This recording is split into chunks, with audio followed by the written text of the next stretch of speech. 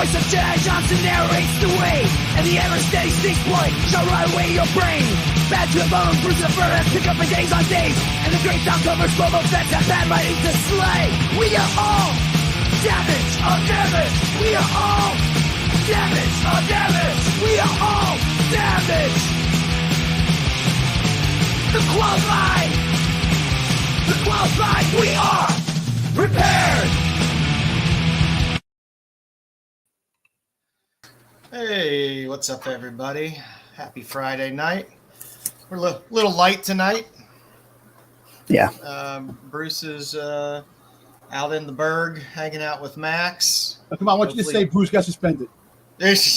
Hopefully out there digging for some good books. But yeah, so you're stuck with the three of us tonight. What's up, boys? How was your week treating you? Good. Seemed to cool off a little bit this week. Thank God. It was unbearable for a little bit. I got rain for the first time in like 3 weeks, 4 weeks. So Busy, warm, and a bunch nice. of other things going on. Yeah. We got we got through the Acolyte. We got through that. Yeah. Yep. And to go back really quick about it, it wasn't a bad show. Could have been better? Yes, it could have been. Nope. But at the same time, all the hate and all the shit that went through it, I don't see what was wrong. It was open space to put certain aspects into it that people are crying about that it ruined canon. It didn't ruin canon. It was palatable enough. Like, I wasn't blown away by it. I didn't hate it. I watched it and I was like, oh, Star Wars content. And right. That's kind of the way I am with modern Star Wars in general at this point. Yeah. I kind of look at the fact that it had very cool aspects to it. It had a story. That's the main thing. It had a story. The execution, you know what? It was hit or miss. There were good parts, bad parts. The fight scenes were freaking anything though. I liked the fight scenes. I thought it was awesome. And the cameos, the little Easter eggs that they threw in there, which was really good, and people crying. Damien. Oh, how can he be there? How can Plagueis be there? Spoiler: Plagueis can be anywhere because he's fucking Legends. Yes, he was mentioned in Revenge of the Sith, but his on screen could be anything. He could be any age. So stop crying. Like I always say, I think the more you know about Star Wars, the worse it makes your watching experience at this point for Star Wars. Sometimes. I'm gonna be honest with you, man. I'm actually looking forward to Deadpool and Wolverine. I saw the latest trailer that's dropped, and I'm tired of the trailers that spoil every goddamn thing in the trailer. I think this is the last one. This is the last one. But this trailer right now really got me hyped, and kind of I kind of got a little emotional. It was good to see the little Wolverine. So I'm actually looking forward to seeing it, and it looks like a fun movie.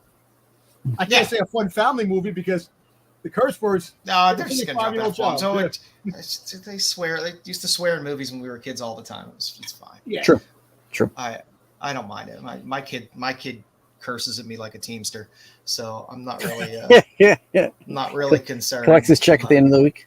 Yeah, Hey, look, I'm not really concerned about them hearing bad words. Back in the 70s, my mom and dad took me to movies, and there was curse words in it too. Back in the day, so we all, we all had our time in the movies, but it looks like it's going to be fun. I hope it does big things in the movie theater. I hope it brings, the comic spectators and the speculators and all that stuff with the books and stuff. I really hope it brings that community together, because we need something really good. We need something out there that's going to bring the community together. It's going to have a tone and feel that's different than all the other MCU stuff that we've gotten, and I'm fine. And that's that. I'm good with that. It's a nice change of pace.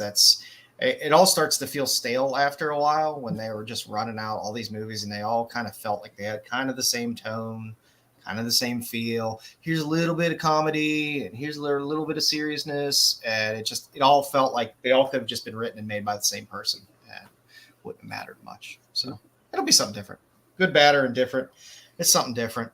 It's hopefully reinvigorates Marvel a little bit to at least try some different things.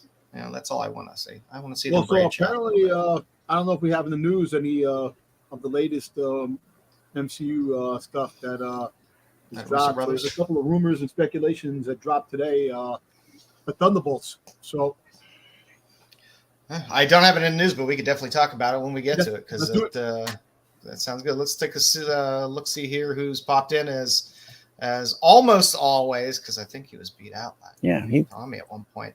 GTK, GTK, you doing? Tommy, as always, right behind. Enjoy the rewind. Hopefully there'll be some good stuff in there for you.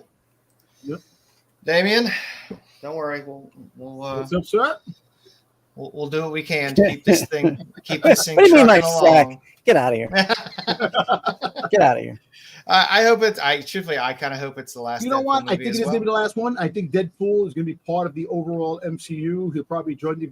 Listen, in a fantasy world, which I really hope happens, I hope we get the Thunderbolts team of the Red Hulk, Punisher, Elektra, Deadpool, Ghost Rider. I'd be fine.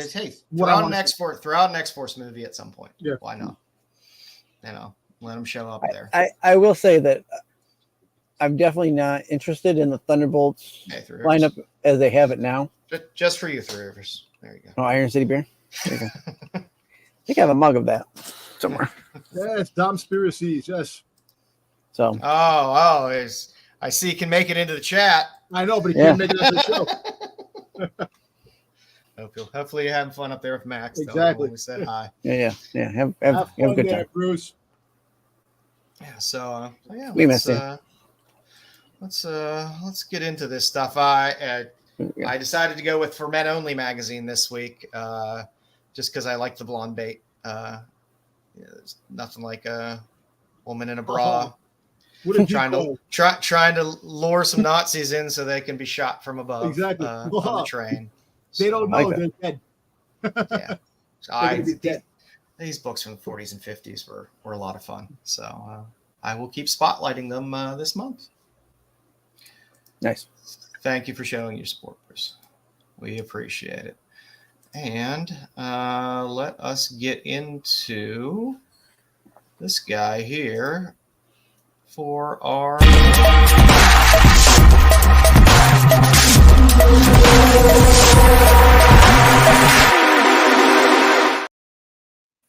I put together the OLI deck this week, so there are no fancy animations. So you'll have to wait for Bruce to come back for that. So first up on our list, if you saw the trailer that came out. I was about to say, I wonder why. Why. I mean, this book, it didn't necessarily move in any way today, but it's a bigger boy book. So, I can imagine it probably moving up in price a little bit and, seeing it pop up a little bit more, but it's not like somebody's going to be out selling 300 copies of this. Like I said earlier, before we went on, kind of got me a little emotional, man. Yeah, definitely. And I know that the trailers show you can put the trailer together and get the whole 50 minutes that they showed in the movies. It showed that those certain people got a chance to see that 50-minute plus screening. But it's good to see her back, older. Now we know where she might be the X-23 that we're going to be getting in future movies. Yeah, it'd be nice to see her not catching lightsabers in the chest. So. Oh yeah, the PSA. We got that in the deck tonight. Oh yeah, that's gonna be fun. Yeah.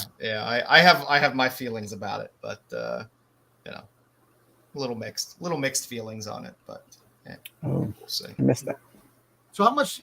What is this book going for now? What is like the? Oh God, I'm trying to even. I don't even know what a 9.8 is going for in this now. Like with the rare, don't even about the 9.8. What about the raws? What do we got like a raw?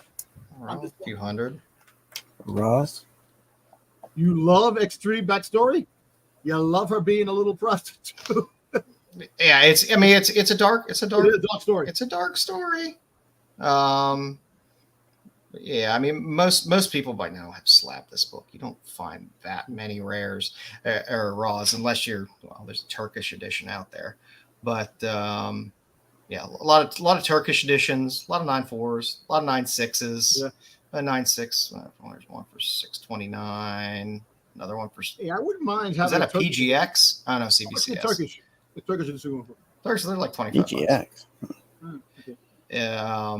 So yeah, I mean, it's when you're talking about a book that's multiple hundreds of dollars, graded in a reasonable grade for a modern when you're paying a significant amount of money. It really sucks that I'm not really into X-Men, and I remember when this book was on the racks when it first came out. Yeah, it was one of those ones I wasn't collecting at the time when this came out. I had taken a break from collecting, and you come back in and you're like, oh, what are all the keys now that I missed while I wasn't collecting? Listen, I stopped collecting comics when friggin' Miles Morales came, and I didn't all those books from Miles Morales to now to the before I started collecting again. So that was a big group of books that I did miss from that whole new. I had just like punctuated break. I collected all through the late 80s and 90s, and then quit around like 92, 93. And I didn't do anything for a long time. I was like, well, that was fun. That was my youth, whatever. And then I got back into it around Civil War. Okay. First Civil War, and because the storyline interested me. I'm not a huge event person, but it was an interesting event. Yeah. I had good hype on that one. Yeah. And got back in for a while, and then popped out again, and then hopped back in here and there, and then in like 2000. I'm sorry, Joe. Cosmic. It's also she's also who played Jackie in The Acolyte, so she's coming back. So it's the same little girl. She's growing up. Yeah, it's Daphne Keene. Yeah, growing up. We're talking about raws. There was a raw that sold on the 16th of this month for $500. Okay. I mean, you're taking buying raws of this at this point, unless you have it in hand or you have really good high res images of it. It's like almost You know what, man? I know grading books are great and having a graded book, but sometimes I'd rather just have the copy of book in my freaking my collection. Having a collection, PC. I tend to have both. Like a lot of my Silver Age stuff, like my Zatanna. Like I have Hawkman 4 first appearance as Zatanna. I have a raw copy of it, and I have a graded copy of it because I still like to kind of flip through the pages. But especially when they're not on the cover, so you can't like just kind of display it.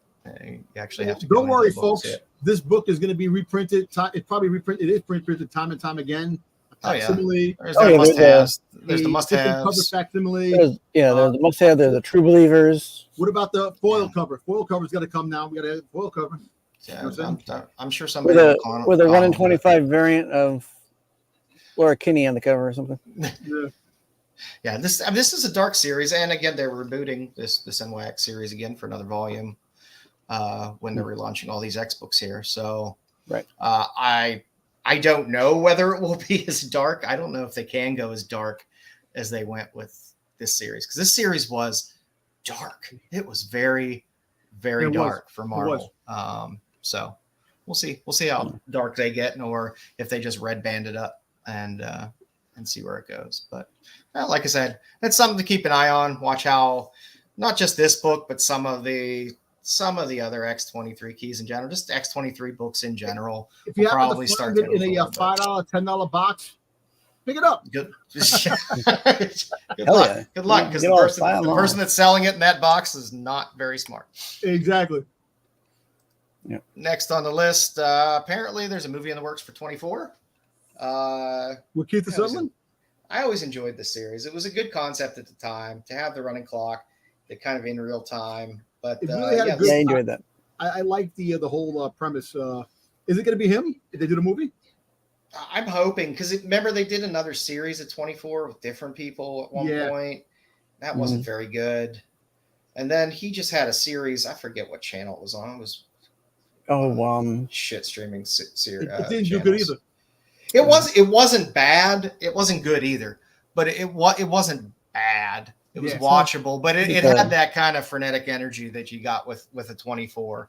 And he was good in that character. I don't know if modern audiences, like at the time, we were all recovering from 9/11, and we were kind of okay with, seeing somebody, rip the power cord, out of a lamp and plug it in and just go electrocute people and stuff like that. I don't know if people have the stomach for this type of gritty realism nowadays, but listen, you see what happened, the realism that happened just recently last week. Boys season 5. Not far from my parents. The season finale of Boys had a scene that they had to tell people, listen, we're sorry that we during the live events of what happened. This is fiction. These are fake characters, and this was filmed prior to the. So, the reality we live in is that art cannot imitate the reality anymore. And that's sad. I don't care. I want art for art's sake. Give me whatever. That's why the 70s movies of the 70s were great, because movies didn't have to have a start or end, and they didn't have to be happy and on a happy note. they were dark and bad things happened, and that's okay. The Boys, I don't know. I kind of soured on it this year. I'm fine when everything is very metaphorical. I understand what they're doing. I understand the points they're trying to make, and it was fine when it felt a little more metaphorical. They just kept pushing it a little more and more and more to be in your face and blatant with certain things. And then I'm just like, come on, I'm getting enough politics of what's going on in real life. And I'm fine with metaphors and stuff like that. But when you start to drag in some real stuff or make it so close, you're like, come on, come on. That's why we read comics and stuff like that. I like allegory. I like metaphor. You can tell timeless stories and moral tales and things like that without having it to be 100% on the nose. So that's my 2 cents on that. But this is a trade, and it's going.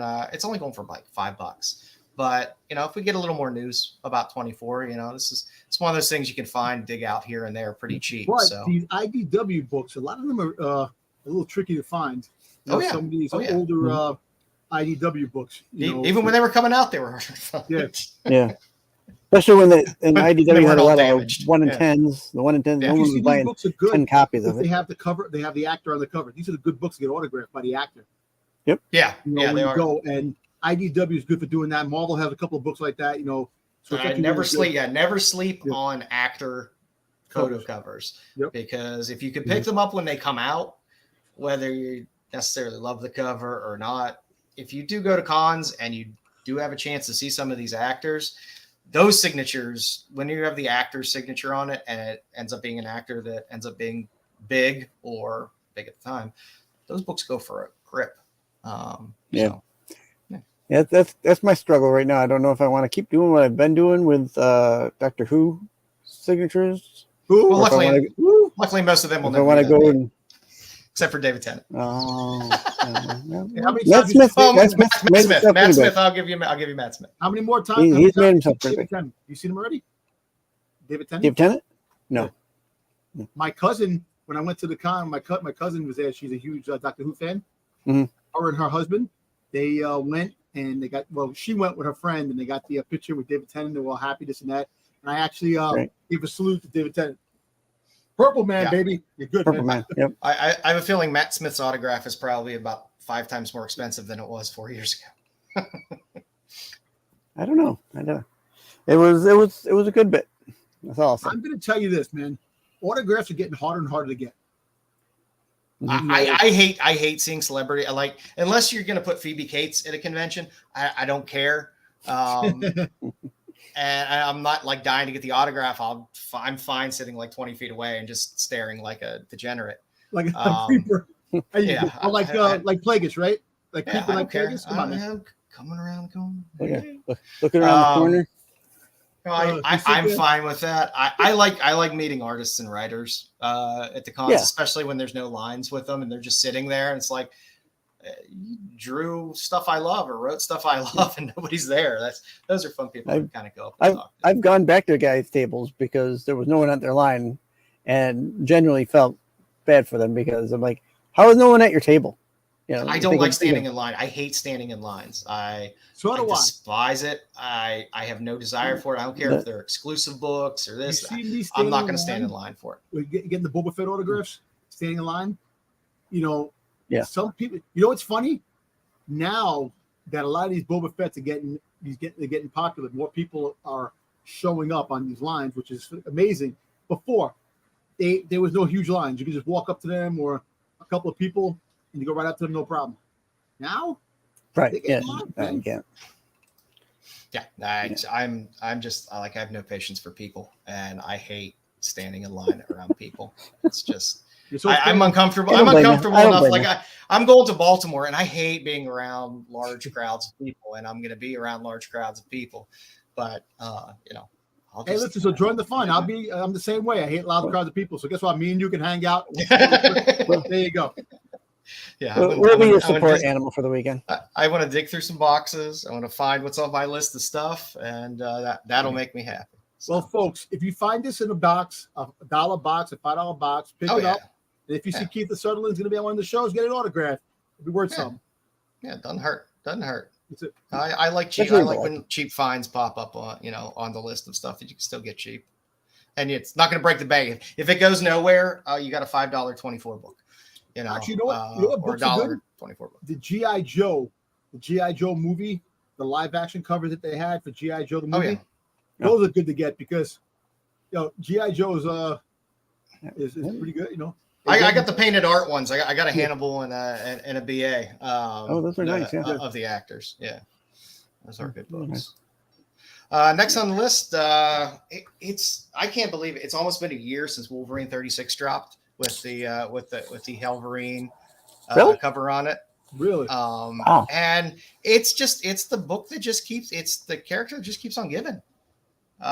This is unfortunately one of those Marvel. Here's your second print 1 in 25, but it's still selling almost double ratio. There's not a ton of sales on it, but I guess it amazes me how long there's been interest in Helverine and the concept. So. And all the books are still doing. People like them, Yeah, they like Ghost Rider. They like Drag. I don't know. Was it Dragon? Dragon, right? Dakin or Dakin. Nobody seems to know how to properly pronounce his name. He was good when he was part of the Dark Avengers, man. He was their Wolverine, which is I like that. That's why I'm hoping that we get a Dark Avengers, man, down the road. They need to put his name out like Sienkiewicz does.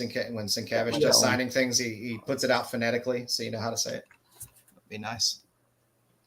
Yeah, it is, and I understood it. I understood it for the first book on Wolverine 36, even though the cover was questionable. Some people really liked it. Other people were like, yeah, but I got it. It was like, hey, first Helverine. But the fact that the interest stayed was interesting to me. So, yeah, I mean, people love Ghost Rider. People love Wolverine. Why not? Why not both?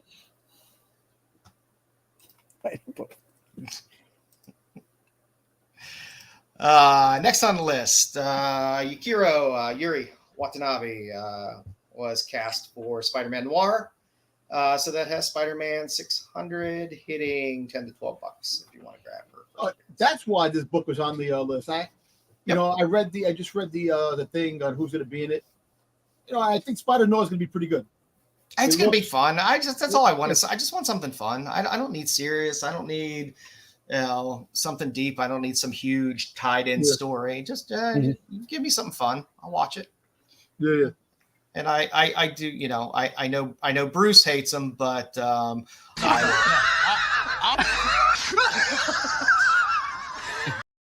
you know what? The funny thing is that I just want to see his crazy face when he takes the mask off, the Spider-Noir mask, and just have that face the way he looks. So I don't know. It'll be fun. But yeah, this book's pick it up a little bit. I mean, we get this all the time. They cast C-level characters, and then you see their first appearance pop a little bit. But I know sometimes people catch gold on screen. Yeah. Sometimes too. You have a few actors they pop on screen. It's like, oh, that character could stay around for a while. So I have the Spider-Noir books. I have the was the 125 the variant cover I got in my boxes in my storage unit. I got to dig them out. Yeah, my problem is those A covers are the winners out of that series. Those are what everybody goes for, and that seems to be what carries the premiums, which is well, that first issue is a really good cover. It is. I mean, it's no complaint here.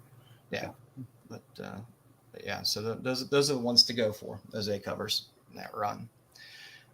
And last but not least, how to steal an election before somebody else does 1 and 5. It's a hard to find ratio, fetching up to about $20. This may look familiar to some people, so I'm going to do some explaining.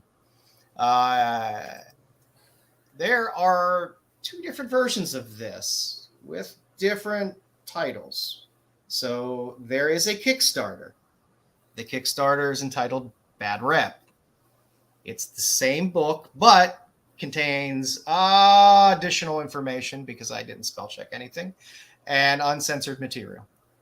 The LCS version is censored and doesn't have that additional material in it. The only Virgin one I believe that was available is the 1 and 5. The trade dress is on the Kickstarter version. But I love Jasmine Darnell. I'm a big Jasmine Darnell collector. This is not an easy book to find at like LCS type shops at this point, or some of the online shops. Unfortunately, this is probably going to have to be some eBay buy for me, or maybe a confined when I'm in Baltimore. But I collect Jasmine Darnell covers. So, and this is up your alley, man. Like I said, why this might look familiar. We showed this book on April 5th. And then I had to do a correction because I had just cut and pasted the wrong artist on it. So we done our correction on April 12th. So, we're trying to be ahead of the curve for you guys. So, and plus I just wanted a picture of my beard there because I kind of missed my beard. How come I'm not here? What happened? You couldn't come here? You were gone that weekend. I forget. I think you were at a con that weekend. I was way Yeah. April? Yeah. But yeah, like I said, it's a good book. I think that when you were in Dallas. It says Black Mask, which I don't really get. This imprint is not Black Mask. The Kickstarter was not Black Mask. Even the Virgin version, the other versions on it aren't labeled as Black Mask, but I mean, I know Jasmine Darnell does a ton of Black Mask work. Damien goes, Joe, calm down. Cover scream filth. Yeah, and like I said, it's good. Jasmine Darnell, she does a bunch of Godkiller covers and some Rogue State covers and stuff like that. She did 2 covers on the most recent Gun Hunting Collision Course book. So it's an artist I collect, and we even did a mini spotlight on her a handful of months back as well. So I think I remember. Yeah, we did. Yeah, so little history there. So if you see this book with this Bad Rep trade dress on it, know that that's the Kickstarter, and it's going to be filthy inside. The Virgin, not so filthy inside. The Kickstarter book cost $20. I don't know what the 1 in 5 was going for. I know where it has been listed, it's been up for about $20. So pick your poison. I buy the filthy one, kids. Yes, you did. That's what I did. So, all right, for Comic Now later this week, picked a few interesting ones. Van Helsing Hexed. Ivan Tao can be very hit or miss for me in terms of his covers. He has the very skinny, long neck, elongated, kind of sharp features covers. But when he hits a cover right, he hits a cover right. This is a really nice cover, though. Cover. I know she has a long neck, but the fact is that a boobie to booty ratio looks good. Yeah, it's she was created by in the mind of J. Scott Campbell. I'm guessing based on those proportions. She's like a vampire, right? I think because it's Van Helsing, right? Van Helsing's a vampire hunter, yeah. But nobody opens these books. But it's a decent cover. They do. It looks nice. The cover looks nice. I like it. And that's blood dripping down too to the side. Yeah. And we got these Luchaverse books coming out now as well. I like these 1 in 25 kind of poster homages. They're pretty nice and pretty cool looking. Actually, Rey Mysterio, I would get that. Yeah. Yeah. There's some fun covers on the Luchaverse book in general, but these old school poster looking ones are just fun. So these are the ones that are worth money. These are the ones that are hard to get sometimes. The people like this. Yeah, and it was something different. I like when somebody's putting something out there that looks interesting, kind of falls a little under the radar. And last on the list for the stuff out this week was the Batman 609, the KRS Comics, the Will Jack Virgin variant. I like everything that Will Jack does. He knows how to draw a lady. Yes. I would say so. I enjoy that. And this is a good Ivy cover. There's been a lot of good Ivy covers lately, but compare this cover with the first appearance of Ivy, of Poison Ivy. How bad the art compared to some of the art they have now. Well, if this came out back then, it would never have gone to print. I don't think. Yeah, it would have got approved, right? Yeah, it would never have got approved. No, well, who knows anymore? I mean, is it really that different than an Art Germ cover in terms of what it's showing, or I don't know, or an Ejikure cover? I don't know, but he definitely draws them sexy, and his stuff is a lot of fun. I have Crucifer, if you're gonna be in the chat, you could be on the show. Yeah. And coming up in the future, for AOA, I had to throw up there Florida Man 2 versus Hogzilla, the cover B. That's a nice little Kill Bill homage there, which is nice. That's a cool cover. The Deliver Us from Evil 4, the cover B, the Miranda cover is just a cool cover. And this is a Blood Moon title, so good luck finding it. A lot of LCSs just don't get Blood Moon books. I know Things from Another World will frequently carry a lot of the Blood Moon titles. So there's some fun covers with this series, and this is definitely a good, interesting one. I can see nipple. Yeah, if you look hard enough. And this Mark Spears Monsters, I actually think had a screenshot of this up when we were doing the small publishers, and we touched on Keen Spot. This series itself has a ton of great covers, and there's a lot of really good monster covers on there. If you like good monster covers like this, there's a handful that are quite nice with this Mark Spears Monster series. So you still have time to look for that. Keen Spot's another label where it's like, maybe your LCS will get it. Hey, maybe, Christopher, 18% of the time, it's right. 18% at the right time. So yeah, it was a nice grouping of fun covers. Again, I like the smaller publishers. I tend to find some more interesting covers with the smaller publishers. And boobage. You find a lot of boobage. Yeah, well, I like what I like. So be on the lookout for these. I think most of these come out in really cool September, October time frame. So, keep an eye out. There's some fun covers. Hey, you know what? Maybe they do something. Maybe they don't. Like I said, we had that Jasmine Darnell book pretty much on the list a while back. And, sometimes these pop up, sometimes they don't. But when I see eye candy, I'm gonna throw it up on the list. So. I know, Joe. You should make candy. You should make eye candy package for you, man. You open the packet, get the candy, eye candy. I like it. I like what I like. Sour boobs, like a Bazooka Joe cartoon inside of it. Yeah. Oh yeah. Or like sour boobs. The Sour Patch Kids, you have like the boobs. They shape as boobs. So I'm sure they make this somewhere. I'm sure there's a novelty version of that. For That's Not a Comic Sale of the Week, I decided to go with guitar picks this week. Nice. Because I'm running out of things to choose, and I don't want to start getting into weird stuff that's too out of the ordinary. So I like to find something where there's at least a handful of variety of options for something. So it shows that maybe there's a larger group of people that actually collect these. And guitar picks are fun. I've been to if you ever go to a chick show, they just chucks them out into the crowd. I know, you go to the shows, the concerts, and I caught a couple from Disturbed, from Pop Evil, all those bands. I've gotten some pictures. Really cool. Did you throw back your bra? Yeah. Underwear. I saw my panties. Tidy whities, right on the stage. But in a hole.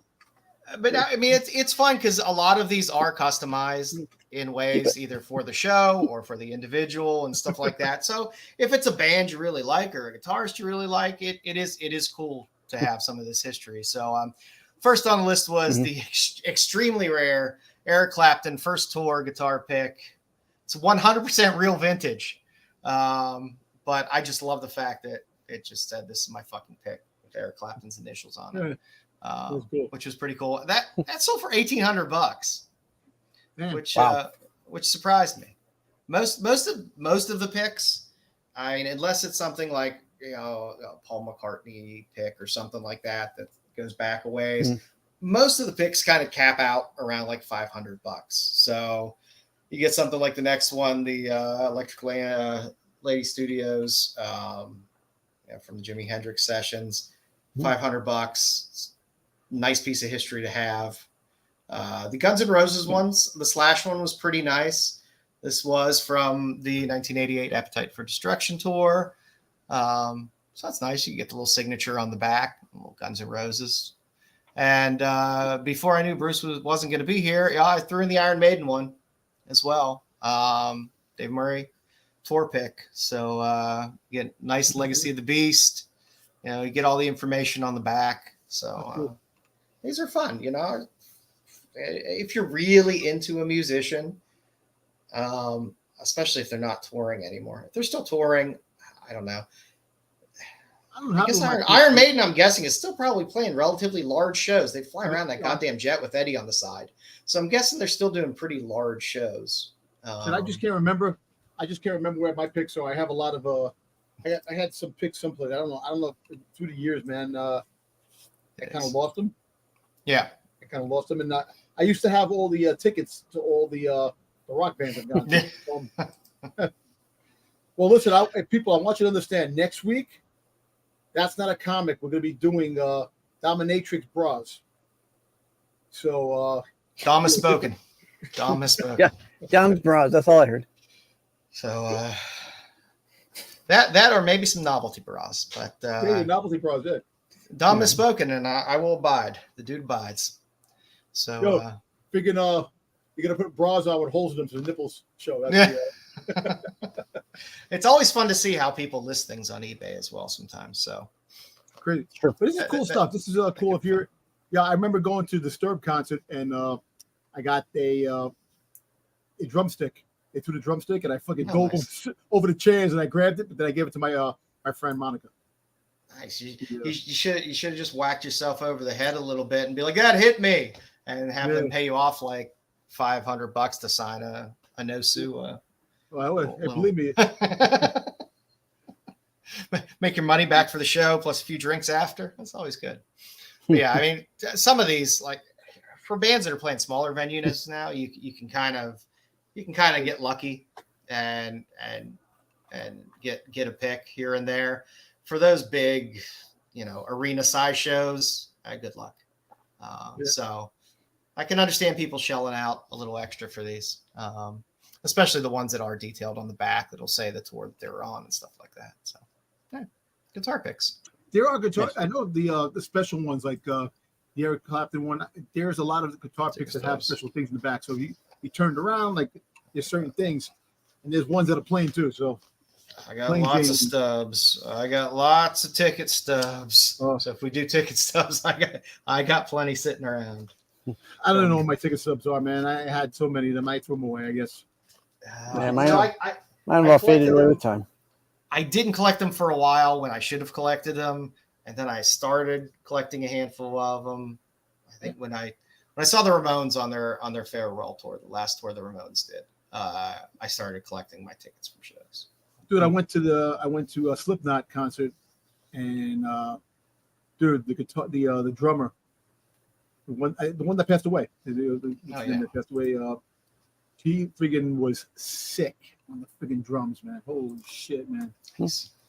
You find some great drummers, man. Friggin', yeah, that's cool. It's cool. So next week, bras. Next week. Hey, I'm sorry, Styx. I just noticed you fixed your background. I've been cleaning up. I cleaned up a little bit. Nice. Been organizing. Well, yeah, a little bit underneath your Doctor Who pops. I like those are my Doctor Who DVDs. Oh, okay. There you go, Doctor. Okay. Yeah, these are my Doctor Who books up here. Studio 54 tickets for me. Styx, you are the biggest Doctor Who fan on the face of the earth. Yeah, I don't know about that, but I do have a good sized collection. I have more over here. Yeah, the Ramones one is great because we were leaving a venue. It was an outdoor amphitheater down in Pittsburgh, and we were leaving and we were walking in between the tour buses, and it's tight in between those tour buses, and the Ramones were coming the other direction through us. So I got to say hi to Joey, which was listen. And if you want to see a great movie, Rock and Roll High School. Rock and Roll High School is great. Got PJ Souls in there as well. Awesome, man. Good stuff. Yeah, it's good stuff. All right, Styx. Rock and Roll High School. All righty. We got a game. I have the LP for that on vinyl. Yo, did you get the song? They have the LP. Has the isn't it the one with the Spider-Man, the hidden track, Spider-Man track on it? No, I have. I think that might be on the Joey Ramone because I have the Joey Ramone. Joey Ramone did a solo album. Spider-Man. After the Ramones broke up. They have like the hidden track. Yeah, and I have that. It's on pink. It's on pink vinyl. Ooh, very nice. Hey, nice. All right.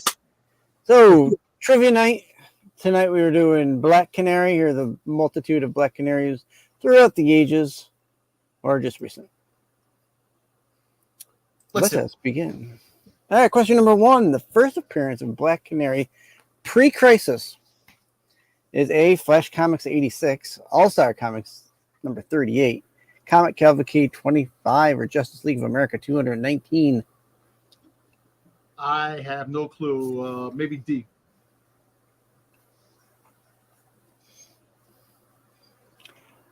I will start by saying I really didn't know too much about Black Canary before this, so...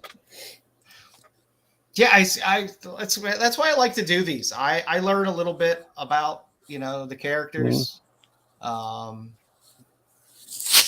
Yeah. Yeah, Damien. Yeah, I saw the dirt. That was pretty cool. So I had messaged you, Joe, that saying, didn't we do Black Canary before? I had put Black Canary in one of our music episodes. Oh, nice. Yeah, I had used Black Canary, and that's why I'm like, oh, man, this is kind of like familiar. Yeah, I forget sometimes too. I came to one part. I'm like, oh, I think we did this, but then it was just that part that we did, or I did anyway. I got to go back through them all the time. Mm-hmm. As you know, I don't really do male characters for my spotlight. Gotta keep a flow chart going. Yeah. All right. And the answer is number A, Flash Comics number 86. Yeah. You don't get her on the cover till a few issues later, but right until 87. And she's not in. They're not. All these books were always multiple story books, so it's not like she's in a story with Flash. There's Black Canary story in this book. Yeah. Right. So. All right. Question number 2. Following the continuity restoring events in Doomsday Clock and Dark Knight, this matters, Death Metal, the current Black Canary is reestablished as being what? A metahuman? Able to fly? Having her mind transplanted into someone else? Or that she's inherited her mother's identity? Today? Well, I don't know that, your guess.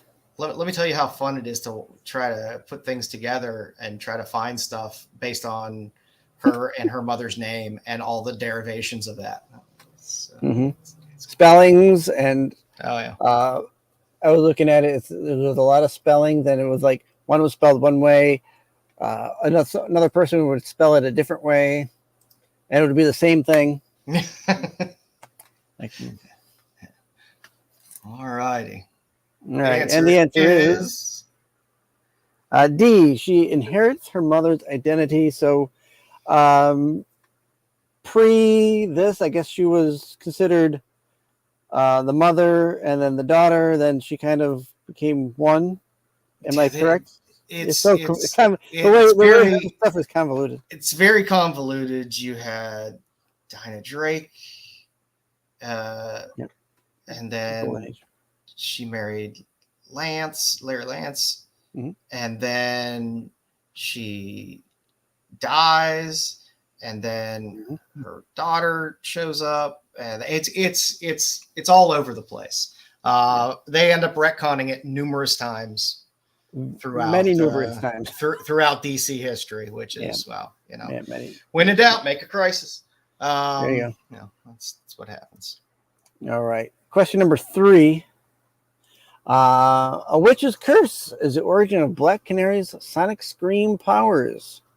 Is that true or is that false? True.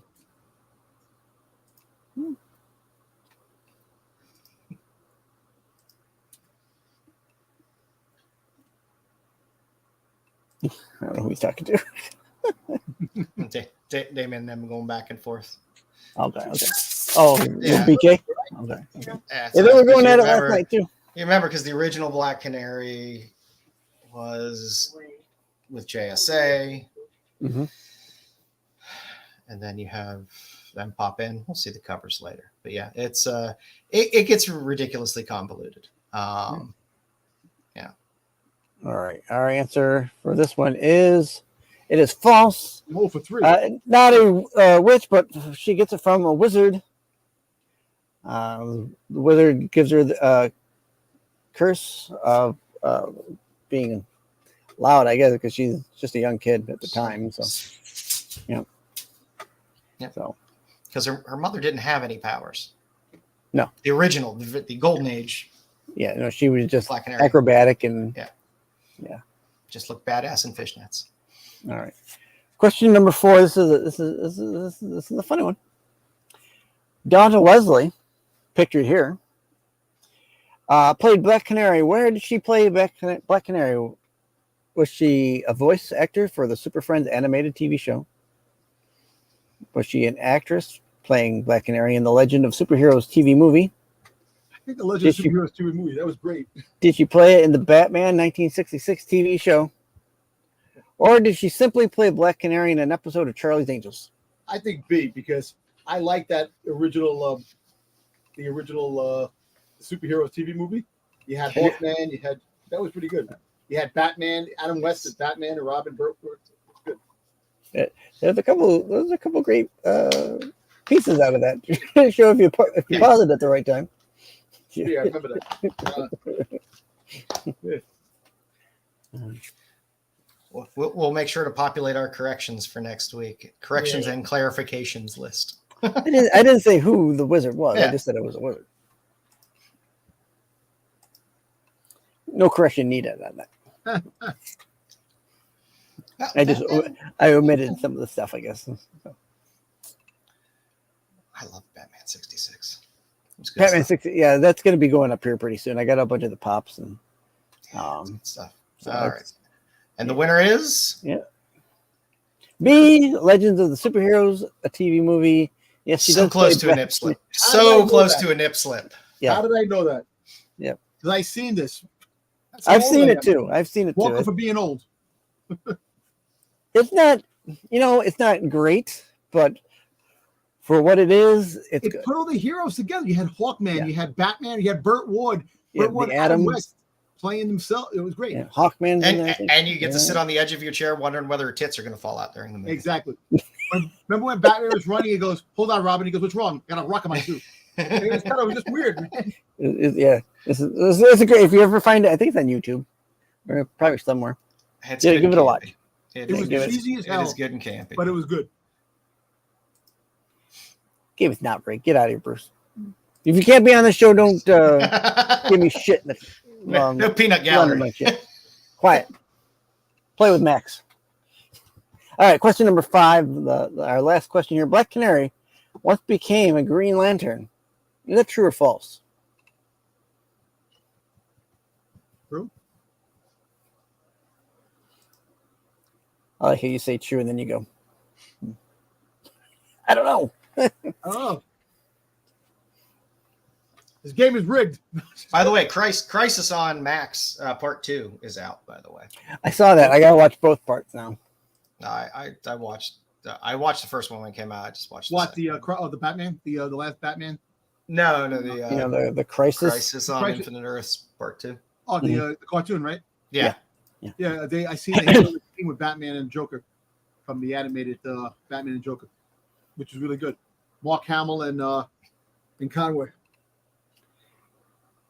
Big A's throwing the dice down there. He thinks he knows the answer there. Did you put that up already? I don't know if you put BK's big loud answer there. Yeah, big loud answer. Well, BK, are you right? Let's go to the answer. Let's do it. Boop. It's true. She becomes Green Canary. Now, I don't know if she became a Yellow Lantern. I think that's different. I think that's a whole different. I can't keep up with these. She actually looked good as a Green Lantern. Yeah. Although I prefer the fishnets. Always the fishnets always get me. Yeah. And there you have it. There's a trivia for the week. That was a good one. All right, let's do a little Black Canary spotlight. Walk through some books. So if we want to go way back, as we noted, she does appear in Flash Comics 86. You can see that's it's about about 20 pages into the book. You get your first look at Black Canary. Johnny Thunder. Again, these are all these books back then always had multiple stories in it, and I noticed they started to do that a little bit now too. You kind of get a story and a B story with some of the DC books, but that was very common back then in these, where you would have 3, 4, 5, 6 separate short stories. Hey, Styx, your game is ass. Who Yeah. said that? Your questions are ass. that Damien? Get out of here. So yeah, this is where we first see her. So this is her first panel in comics. You get her first cover a few issues later on Flash 92, and again you get another. How much is that first appearance? I mean, how much is that cover? That Flash. This one, yeah. I mean, it's hard because the grades are all over the place. Mm. I mean, mid-ish grade, $1,700-$1,800, I'm guessing. That's not bad. No, it's I don't know. This is a tough one because it's like this goes back to the kind of the modern. But look, she's on the cover and her name's on the front of the book, and she's in the book. There you go. You know, she's in the book on the other one. It is her first appearance, and that other book does go for a grip. You know, older books will not play that game as much with Golden Age. First appearance is first appearance. But this is definitely the better cover. I mean, if you're a Canary collector, of course you want them all, but this is the gem of the bunch in terms of the Golden Age stuff. Like I said, she shows up in, I think it's All-Star maybe 36, where she first meets the JSA. Then she joins the JSA in All-Star 41. Yeah, you get her hanging on the comics there. You get her on a few of the Brave and Bolds, where they had all those nice team ups. The Brave and Bold was a great series. It's a very underrated series in terms of some of the non-Batman books that are in that grouping of Brave and Bold stuff. But yeah, the Starman and Black Canary books for 61 and 61, 62 are fun covers to have, especially the one in the middle there.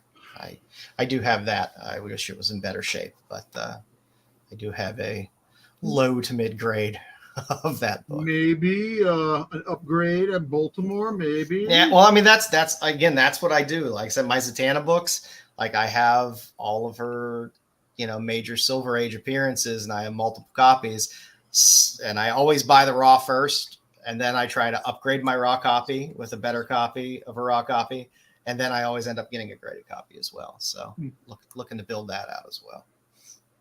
I'm looking at this cover thinking, who's the guy with, it says his name is a Sportsmaster? I would have called him One Ski Man. So it's one ski. That seems impractical, and it has a jet. On it as well. One ski? No, he took the other ski away. Yeah, he kicked it. He threw it out. And I don't even know what Huntress's rope is attached to, but something I guess. Something off screen. They're not there. They're in a mountain, right? Maybe. Starman taking it in the face. Okay, there you go. Yeah, I see it now, down. Thank you. Then you get this JLA 21. It's a good book. I say that because I have it in a 7.0. And to me, it's one of my favorite. I like the JSA, so I like that everybody's kind of there on the cover. So you got the Justice League, you got the JSA there. This is your first Hour Man and Dr. Fate in Silver Age appearance in Justice League America 21. But you get Black Canary right there in the middle as well. Why they're all holding hands. I guess they're doing a seance or touching tips. I don't know which, but but it's a good cover nonetheless. And the Silver Age covers are just great. The colors really pop, and it's a good one because you basically, like I said, you get everybody on that cover. And then you get her again in what's that, 29, 22 of Justice League of America in the middle there, where you get a nice little appearance of her on the cover. Like I said, I like picking up any books where I got some older JSA stuff in there in Silver Age because I can't afford the Golden Age stuff. So stop it! You can, man. Stop it. You just gotta believe. I can in like one reader copies that are Dude, go back to your old 0.5s. profession, man. Go back to your old profession, bull dancing, man. Make some money. Yeah. Pole smoking in the alley. And you do get her not on major cover appearances, but you do get her popping up in the sidebars when they would do the Justice League stuff as well. Or they'd either say who else is in it, on the sides and have all the headshots or across the top. Yeah, I always like that. I always like that on their book. Yeah, always nice to see Wildcat as well on the cover. Said 75 is where they kind of twisted things up, and you got the daughter mother thing.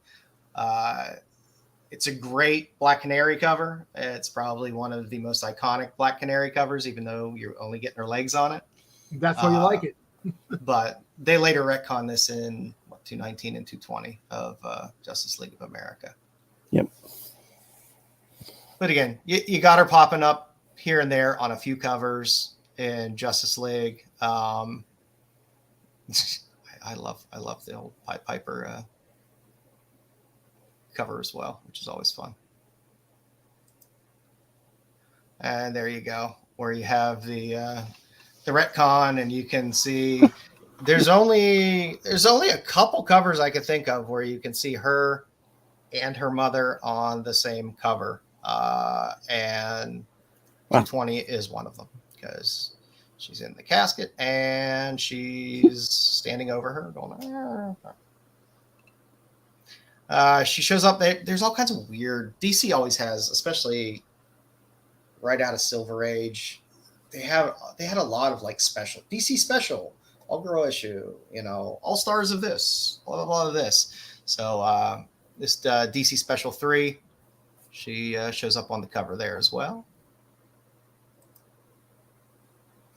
She does show up in a few of the Adventure comics that had Supergirl in it, because Adventure comics would always kind of move around from Superman to somebody else to somebody else. Somebody in that second picture get that boy new liver. You got jaundice. He's freaking yellow as hell, man. Yeah, he got jaundice. Yeah. Put back in the incubator.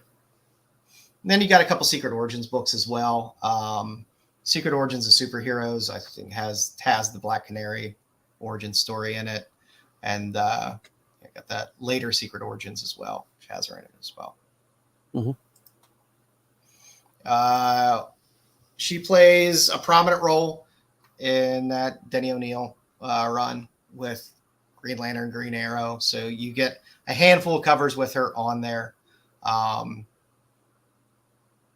Sidekick, love interest, however you want to look at it, of Green Arrow. So yes, this is nice. This is where you start to get a lot of them together, and that relationship starts to build.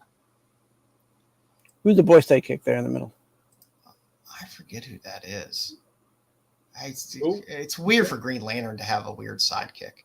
That's weird. When it's not another Lantern, you're like, you better get killed off in the next issue.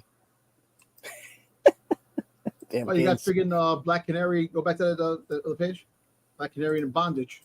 Yep. Everyone loves a bondage cover. Yep. The shackles. There you go. And like I said, she appears on a few more covers as well. Like I said, there's and all the Black Canary stuff is really dirt cheap. There's not a lot of very expensive Canary books. Once you get out of Golden Age and some of the Silver Age, and some of the Silver Age covers aren't because of Canary, they're just because you got keys. You got the friggin' you got Green Arrow checking out the Black Canary's boobs. It's an important role. The man needs support.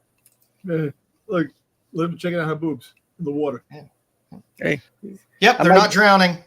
I might die. That might be the last thing you see. But this is a good run just all around in comics in general. She starts to play a far more prominent role in things with the first Birds of Prey series, and then you had all these little one shots, the little Manhunt and Birds Why of Prey. Do you have Mo? Batgirl. You got Mo from the Three Stooges grabbing onto. Yeah, it looks.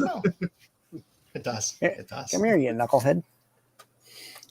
So that first run of Birds of Prey, I think it ran 133 issues or so. It went for a while, but there's some good covers in there. Some good Phil Noto stuff in there, some still free stuff, some Amanda Connor stuff.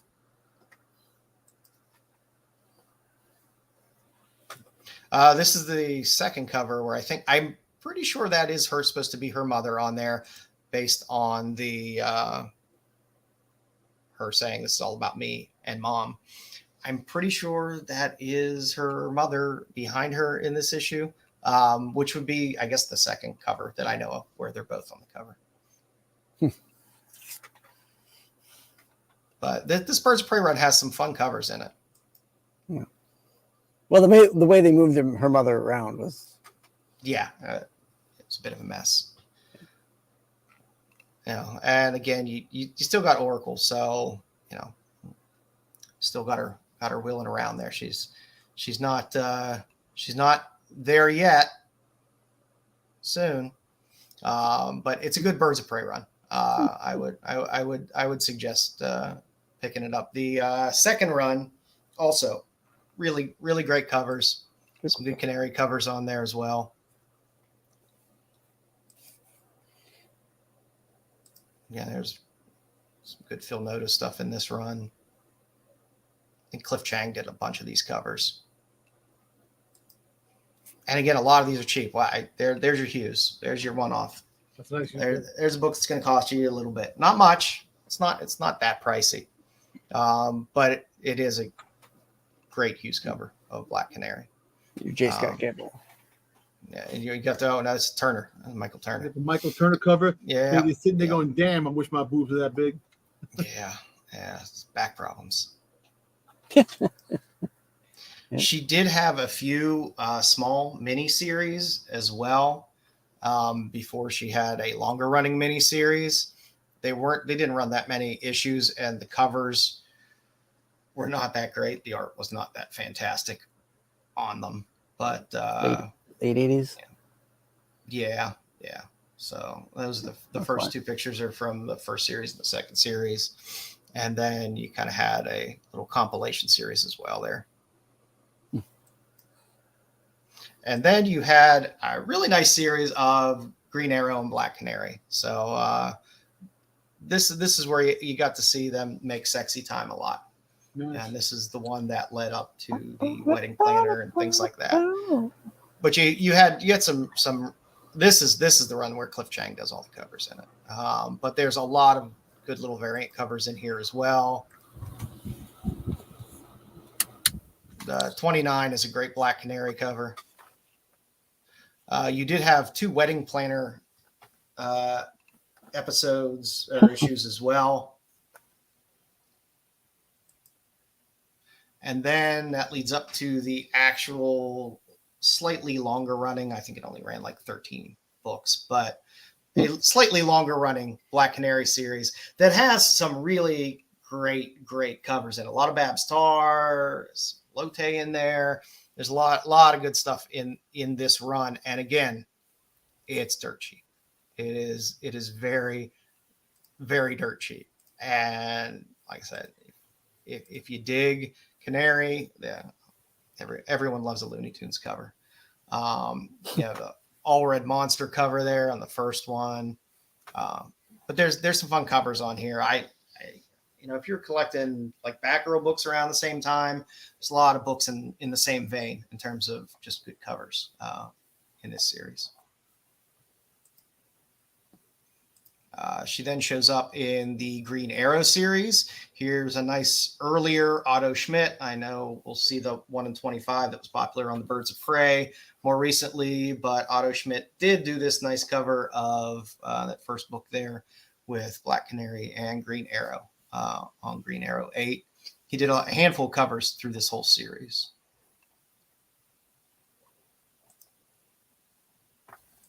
But there's some decent ones out of here as well.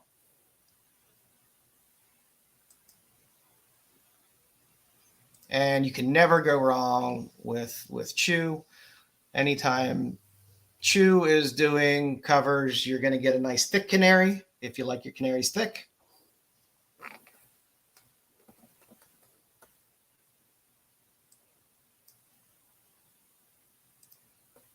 When DC did their little holiday card series as well, there was a nice Canary and Arrow cover. Mm-hmm.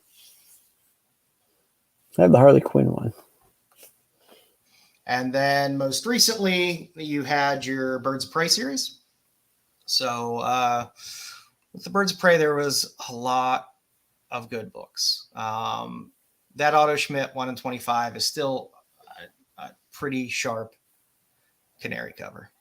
It's one of the better ones. If you're collecting Canary covers, it's one to definitely have. And again, Chew, she's thick. She's a thick one, man. You got a sway there. You got a little Zerdy on the end with the tattoos. Mm. You got Lobos on the left there. You got a nice Dan Panosian right in the middle, which is also one of my favorite Canary covers.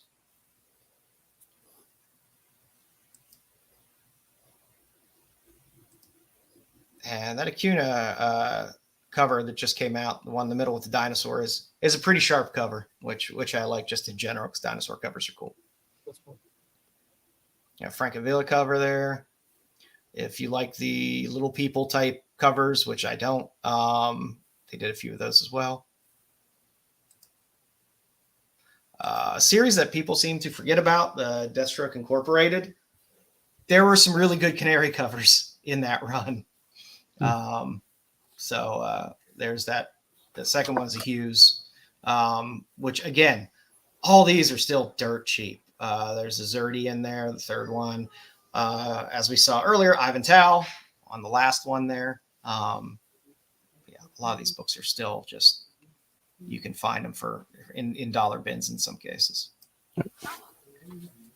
And then just some of my other favorites. I do like the Bye Bye Birdie cover on Green Arrow 40. For having a series for Bombshells and Bombshells United and having all the crossover Bombshell covers, Canary only got one cover, which to me is bullshit. But she's on Bombshells United 13. So if you're a collector of the Bombshells books, again, a series that is just brutally undervalued. The first Bombshells run was fantastic. The Bombshells United was pretty decent as well. And then all those crossover Bombshell covers were really, really great. How those can still be found for $1 or $2 is beyond me, but they can. And then you got a nice little lyrics there on the end for DC versus Vampires 7. It's a nice one. Yeah, that was a good series. I like the DC versus Vampire series. I'd be remiss if I left out a Frank Cho cover. So it's a good Black Canary Frank Cho cover. The middle cover is fire. I like that. Yeah, God, I forget who does it, and I can't see that small text there, but it is a sharp one. Anytime she's on a motorcycle, it's a hot cover. And that is our Black Canary Spotlight. This cover will be coming out soon as the Nicholas Scott covers, where they're doing all the kind of past iterations of uniforms for all the characters. So that's good spotlight, Joe. Great, man. Nice. Yeah. It's fun to walk through and see some of these. She's definitely an underappreciated character in DC. I think so. It surprised me how little she showed up in a lot of things, because when you see, like, especially if you watch any of the live action stuff or whatever, she seems to always play some type of important role. And being the love interest the way she was with Green Arrow, you would think she would show up more, but she had very little bit on that show. Well, listen, since DC is going to be revamping their comics yet again, with the new Absolute Power Absolute line, you might get a new version of Black Canary, and has a bunch of covers. Who knows? Yeah. It'll be interesting to see what they do with some of those characters when they go through. Yeah. Oh, for our news this week, Fallout Season 2 has a script in hand and appears to be ahead of schedule. So unlike everything we always hear from a lot of the big boys, at Marvel and stuff like that. There's not 7 script rewrites and 7 directors and whatever. There's a script in hand. They appear to be ahead of schedule. So it looks like they're going to work on getting season 2 of Fallout moving a little faster, hopefully, than expected.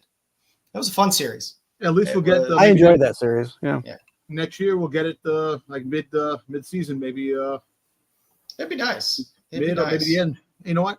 Look, at the end of the day, the way things are, man, I always complain that, if you're going to do a series, you're always right for one series. And how come you have to wait for the second series? Fucking right for the second series, right?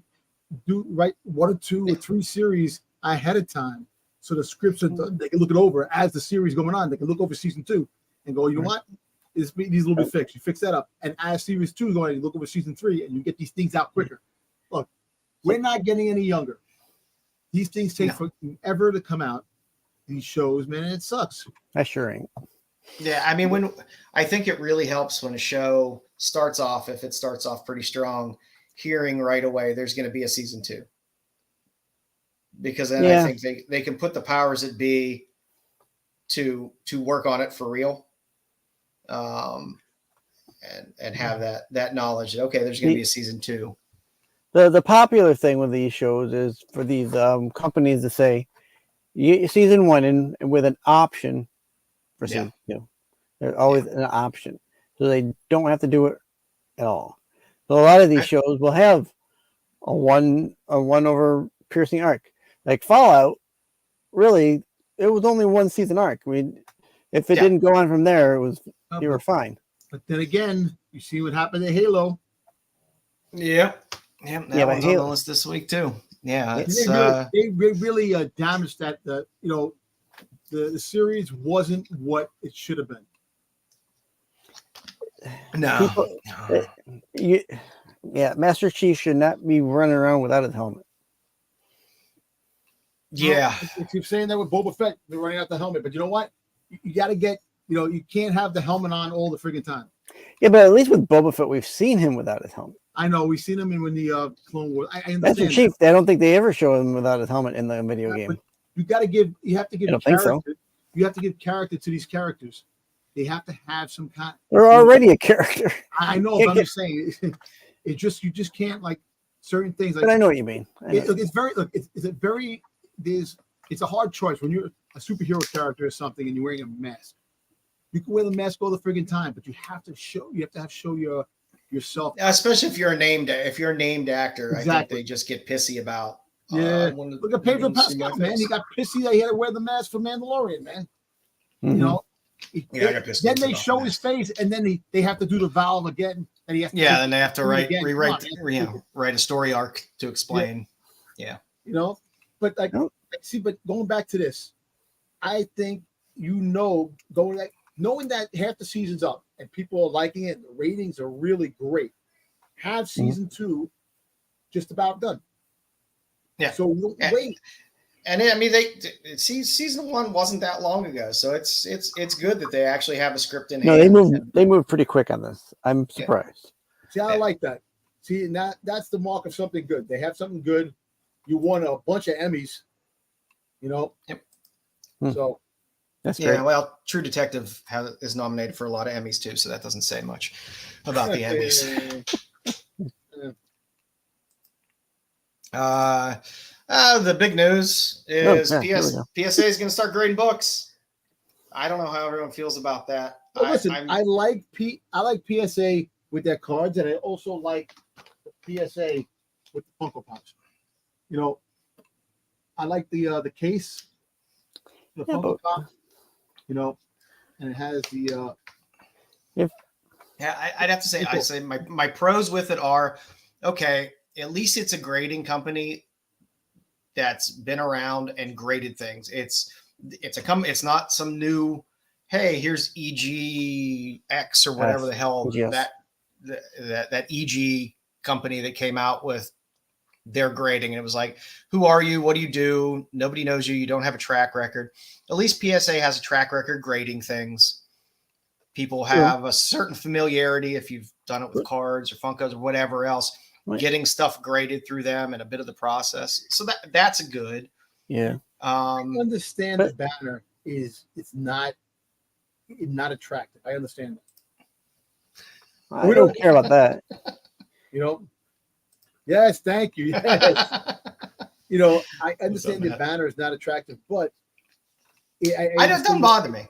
It doesn't bother me. This could be just a test shot. We don't know what the actual banner is going to look like. This is just a picture of what the possibilities. We don't know if it's going to look like that. You know what? And then again, I don't have a problem with this. I don't. The only thing that bugs me, and it's not their fault, but you add another company, and if it catches a little bit of wind behind it and people start using it, now I got 3 censuses I got to track because I don't care about PGX. They're thrown out. I don't pay attention to PGX. But you got a CBCS census, you have a CGC census, and then you're going to end up having a PSA census. So, PSA is a very recognizable company. It's it's really they have a good track record when it comes to cards. And they also they grade toys. So they grade Funko Pops from toys. So they. A good reputable company, and they they'll probably get a big fan following, to back it. I'm surprised it took them as long as it did. You know what? There's probably a lot of hoops they had to go through to start doing this, because they probably got a lot of heat from the other company, the CGI, CGC, and the PX, stuff like that, and CBS. Right? What was it? CBS. Right? Yeah. CBCS. Yeah, that. They probably took a while to really say, you know what, we're going to become the premier grading company. I'd be interested to know who's running. I have to read through the article again to see who's running up that division and if they poached anybody from CGC. It might be some ex people from CGC. Yeah, might be. Yeah, like I said, my only problem is like census information, and I wish we had better data in the hobby. There's a lot of sites to grab a lot of things, but I mean, literally, it's like I can go to Cover Price to look at one thing. I can go to Go Collect, look at another thing. You can log into CGC, look at that. There's something there. It's like I wish there was a better aggregator of data that did a better job. My problem with the data is when and no disrespect to people who do it, but when you're taking slabs and you're cracking them to get bigger grades, and you leave that book on the census, that book should be deleted from the census if you're deleting the grade. That does suck. It skews the census. I mean, now as time goes on, that kind of gets wishy-washy anyways, but yeah, that's my only drawback to things like that. And you could take, like I say, you could take a CBCS book, crack it, and still in CBSES census, and you send it to CGC to get graded, and now it's not on the CGC census, and maybe you didn't like the way CGC handled things, and you crack it, and then you send it to PSA. I don't know.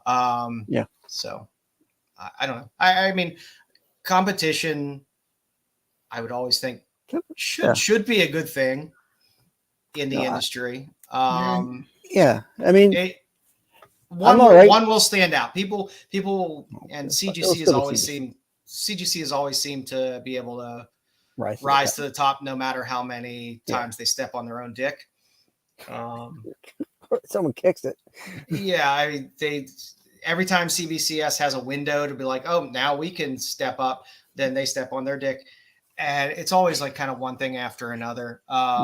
So CGC is always kind of held a premium, but PSA has a solid name to it, so it'll be interesting to see if people start grading on PSA and books start getting in there. I wonder how the slab is going to be. Is it if they created a slab that doesn't scratch easy? I would love to have that. There can't be too many companies making these slabs. Yeah, so it might be similar to CGC or the combination of the both. I don't know. I'm all right with thinner. PSA doing this. Thinner? Is the plastic thinner to a point where it's not, because CGC Well, the old slabs used to be thinner. Now the new slabs are supposed to be a little more bulkier. I truly liked the old slab. I liked the thin slabs. I like the thin slab myself. You know, because the slabs take up a lot of space. I don't know if I have one here handy. No, I don't. One of the thin ones. I probably got. No. No, but you know what? My old Wonder Woman is a thinner slab. In a way, it's pretty good to have another company. You know, I like that Wonder Woman comic. Yeah, if I compare that to something else. Here we go. On the big screen. Who's on the big screen? So here's my ASM 88, and then it's got a nice thin. And then here's my Ultimate Fallout 4 second print. A little thicker. Yeah. I wish it, like, I like it, the slab should be thinner. It should be thinner because you could actually fit them more in boxes. You get too thick, yeah, you can see it. Yeah. Mm-hmm. And there was a difference there. Yeah.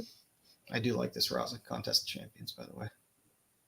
Shout out to Steve Horn. I think I bought it from Steve Horn. Cool color. Oh, Steve. My Bargain Comics? Yep. Yeah, he's a good kid. Yeah.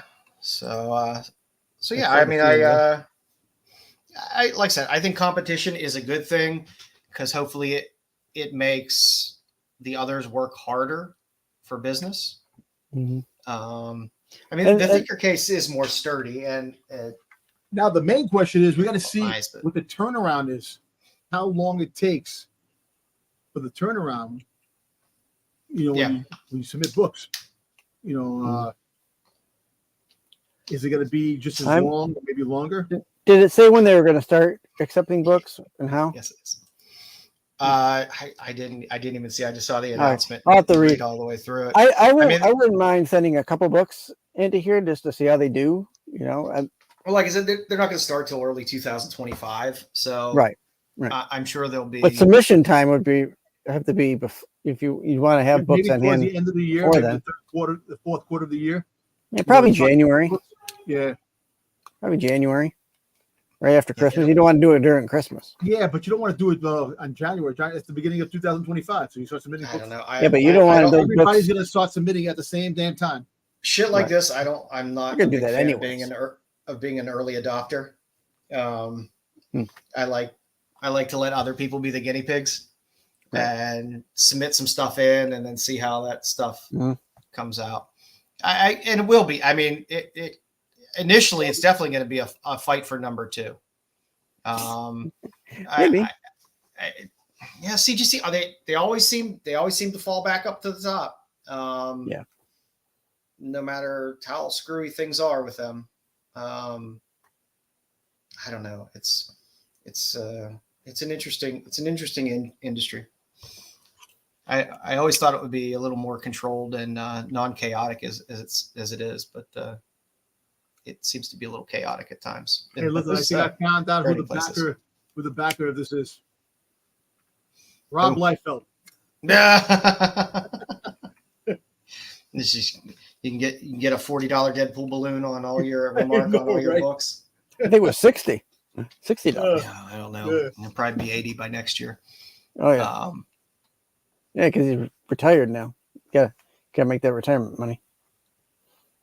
That is true. That signature verification thing is nice, but you know what? For years, CGC, you had to jump through fucking hoops for that shit for signature, and that didn't seem to bother CGC, and it didn't make CBCS number 1 in any way when they had their verification system. So I don't know. I mean, like I said, PSA has been in the business a long time. They have a decent reputation for grading, especially cards. So like I said, they're not coming in from, from ground zero in terms of grading. So I think that'll help them a lot. So. And they don't do signature PSA? No? For baseball cards and stuff like that? I'm not sure whether they do or not. None of my side stuff is graded.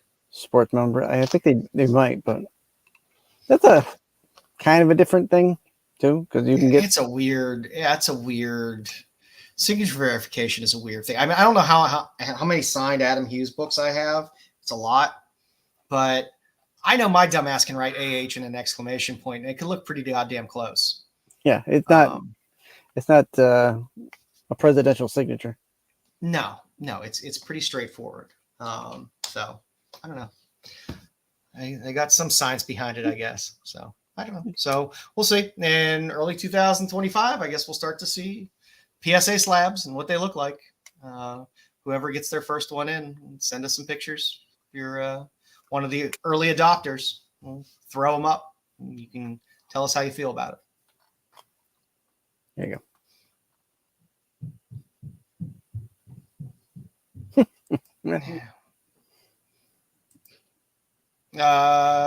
If you like an episode to show a birth in it, Wonder Woman 14 will show the birth of Trinity. So if you're putting together little pieces of Trinity origins and births and first appearances, when Wonder Woman 14 comes out soon, it will have the birth of Trinity in it. So you can get like the conception. Yeah, you can get first trimester appearance of Trinity and fourth trimester appearance of Trinity and the birth of Trinity, and I follow her right through her life. When they had the one issue where they had Trinity and Damien and Jonathan, it was fun. It was nice to see the three of them as kind of the young Trinity as younger. So I think DC can do something with the character since they shit the bed with Yara Flor. I guess they'll just move on to Trinity now for the most part. Yeah. But I think you can have some good stories with her and Damien and Jonathan and have some good stuff. Fleur there started out pretty solid. The book was good, and DC was just like, fuck it. Yeah, I hate when they do that. It's like you had a decent thing. You didn't have to just shit on it and throw it away, and they kind of did. She still pops up every now and then, but I don't know. It's frustrating. Wait, so Trinity is the Wonder Woman's daughter from like another timeline? Business. No, she's current timeline. She's her and Steve Trevor's kid. Oh, okay. So yeah, there's a Trinity special coming out soon too. So I like swimsuit edition copies. They're not as good as they used to be. Because I before it used to be a bunch of hot women. Now I got to see Nightwing's hog shoved in my face on all the swimsuit covers, and I don't want to see that. Some people want that, and that's fine. I personally don't. Doom Prophecy released another trailer, which looks good. It'll be a series on Max. It looks like they put a good amount of money into it. So if you're a Dune fan, you will get a little prequel action. You can see all the Bene Gesserits and all their craziness. So the trailer looked good. If you haven't seen the trailer, go watch it. I still haven't seen Dune 2.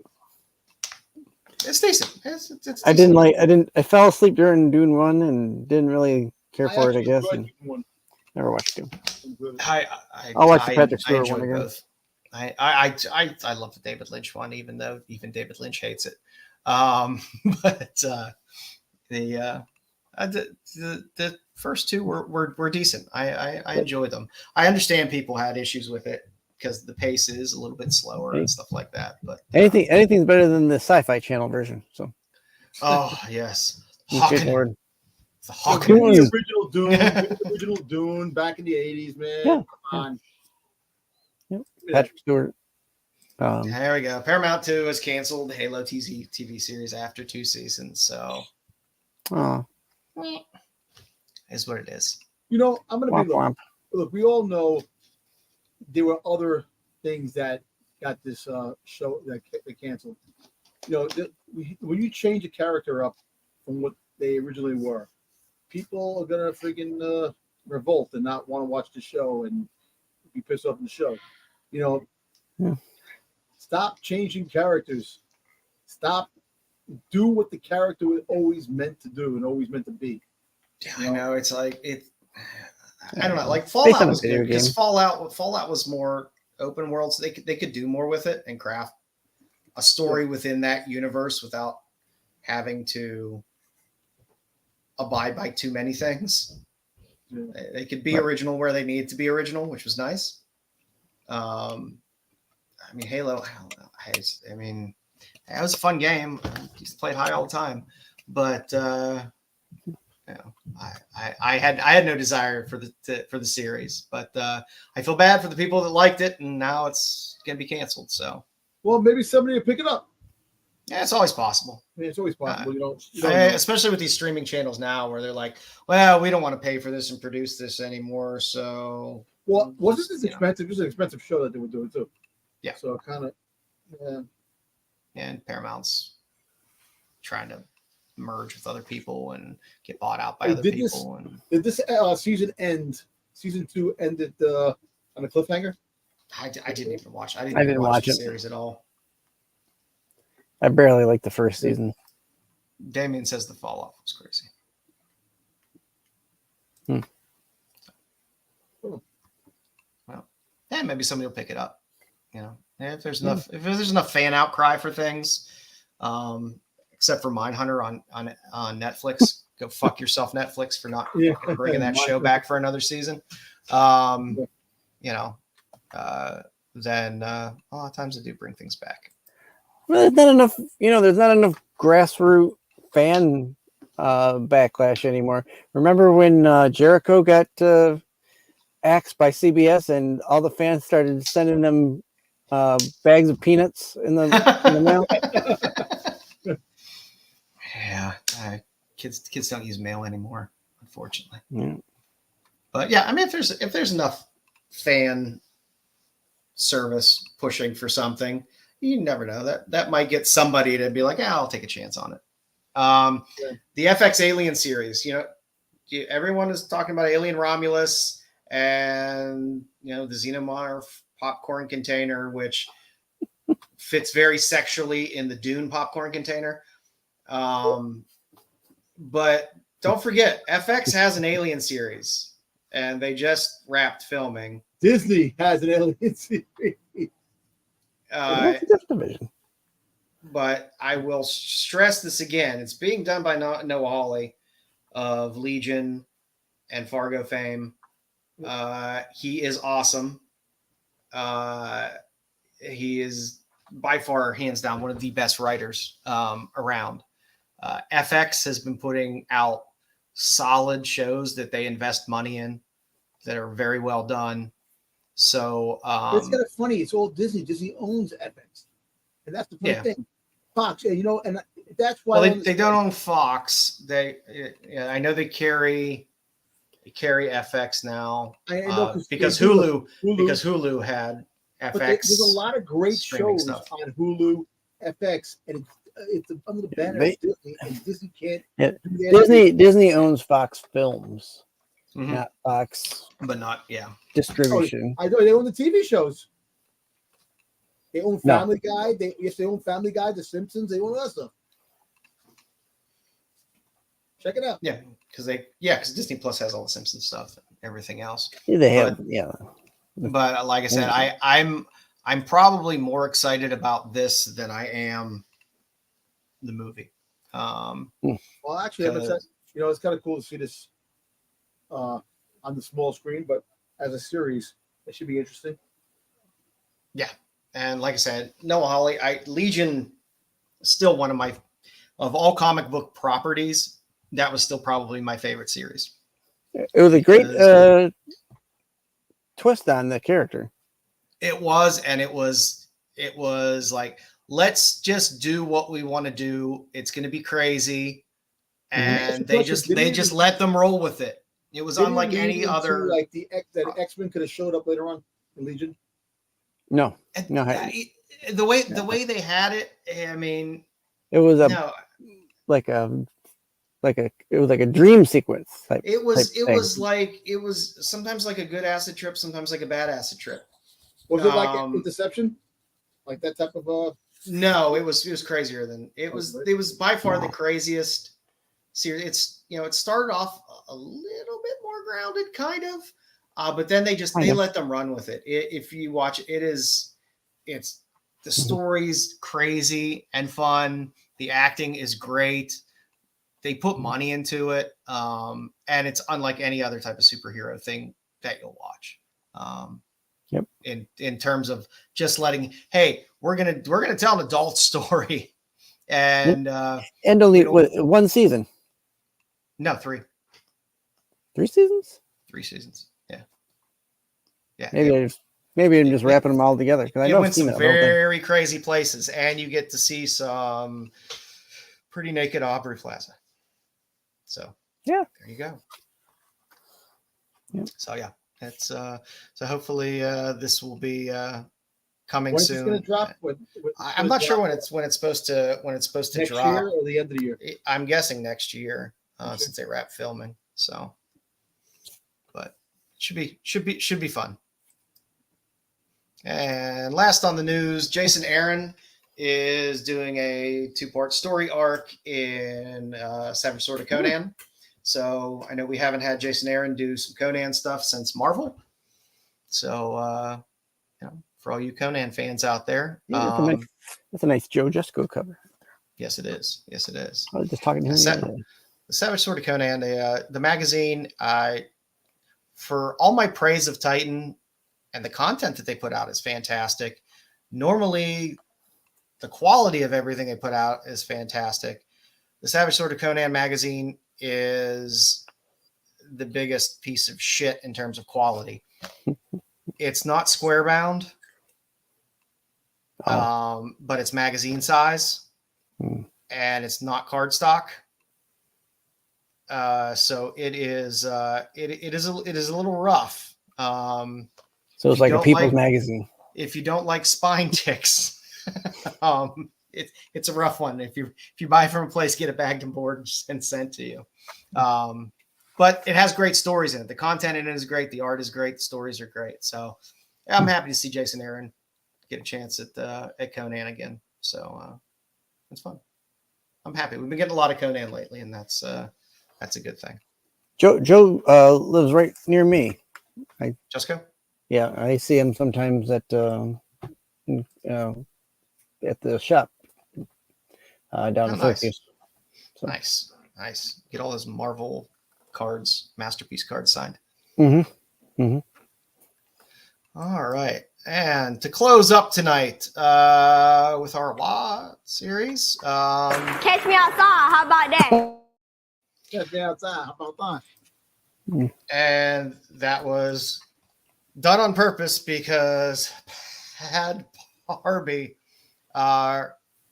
revealed that she's made over $57 million on OnlyFans. Jesus H. Jones.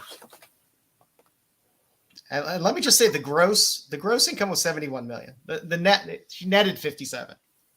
Yo, listen, I got my OnlyFans account coming up soon, man. Fuck that. And gross 71. She just had a bad run in where a guy beat the living shit out of her. But holy shit, 57 million on OnlyFans. Here I am, fucking putting on clown makeup every goddamn day, going to work and freaking dressing up. Clown makeup. Fucking bullshit. So man. when are us as men going to start talking about the OnlyFans pay gap? Right. Because 57 million it is a lot. The modern market, I feel like I'm doing things wrong because I'm going to bust my hump for 40 plus years working a shit job, and $57 million, and she's only been on. This is her cumulative return. 1 year. She got on when she turned. This is 3 years, which is still it's a chunk of change. She got on right when she turned 18, and in 3 years, made $57 million. Well, the thing is, OnlyFans. Just that's just her OnlyFans money. OnlyFans actually picked up in the pandemic where there's nobody could do anything, so OnlyFans really became. Well, you could do something.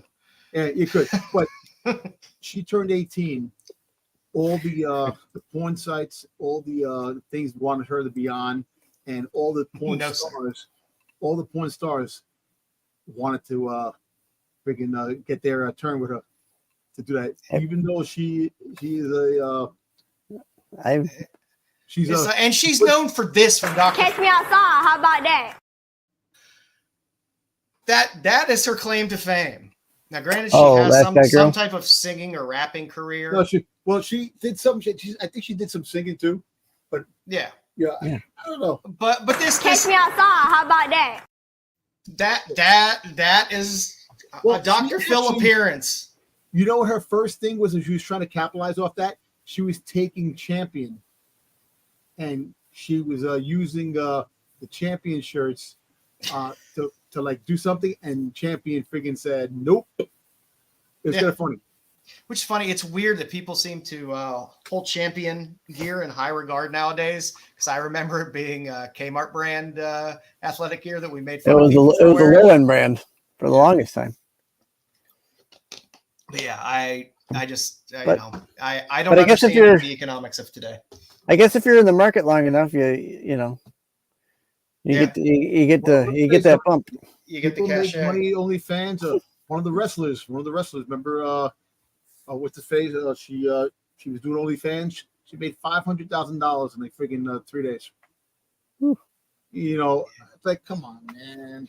It's like there's so. I used to say, what are these people going to do? It's funny in a few years when the bottom falls out. But Jesus Christ, if you make $57 million in 3 years, who gives a shit if the bottom falls out? You got enough money to sit on for the rest of your life.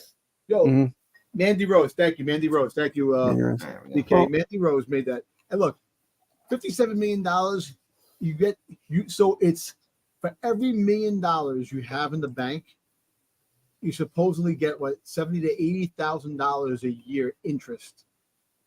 So she leaves money in the bank. So she leaves say $30 million in the bank. She gets an interest loan on that.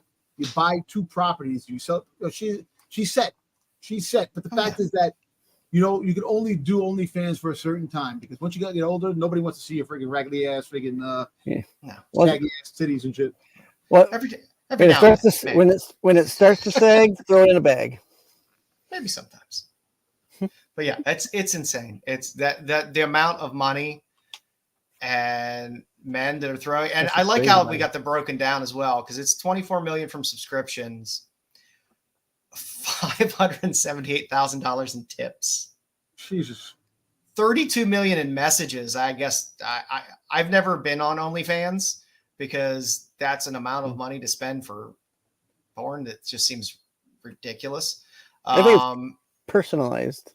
There's 32 million people want personalized from Catch me outside. How about that? Crazy. We're doing something wrong with our lives. I don't understand the world we live in nowadays. Good for her. I say the same thing with the Hawk 2 girl. Take your shitty viral fame and turn it into generational wealth.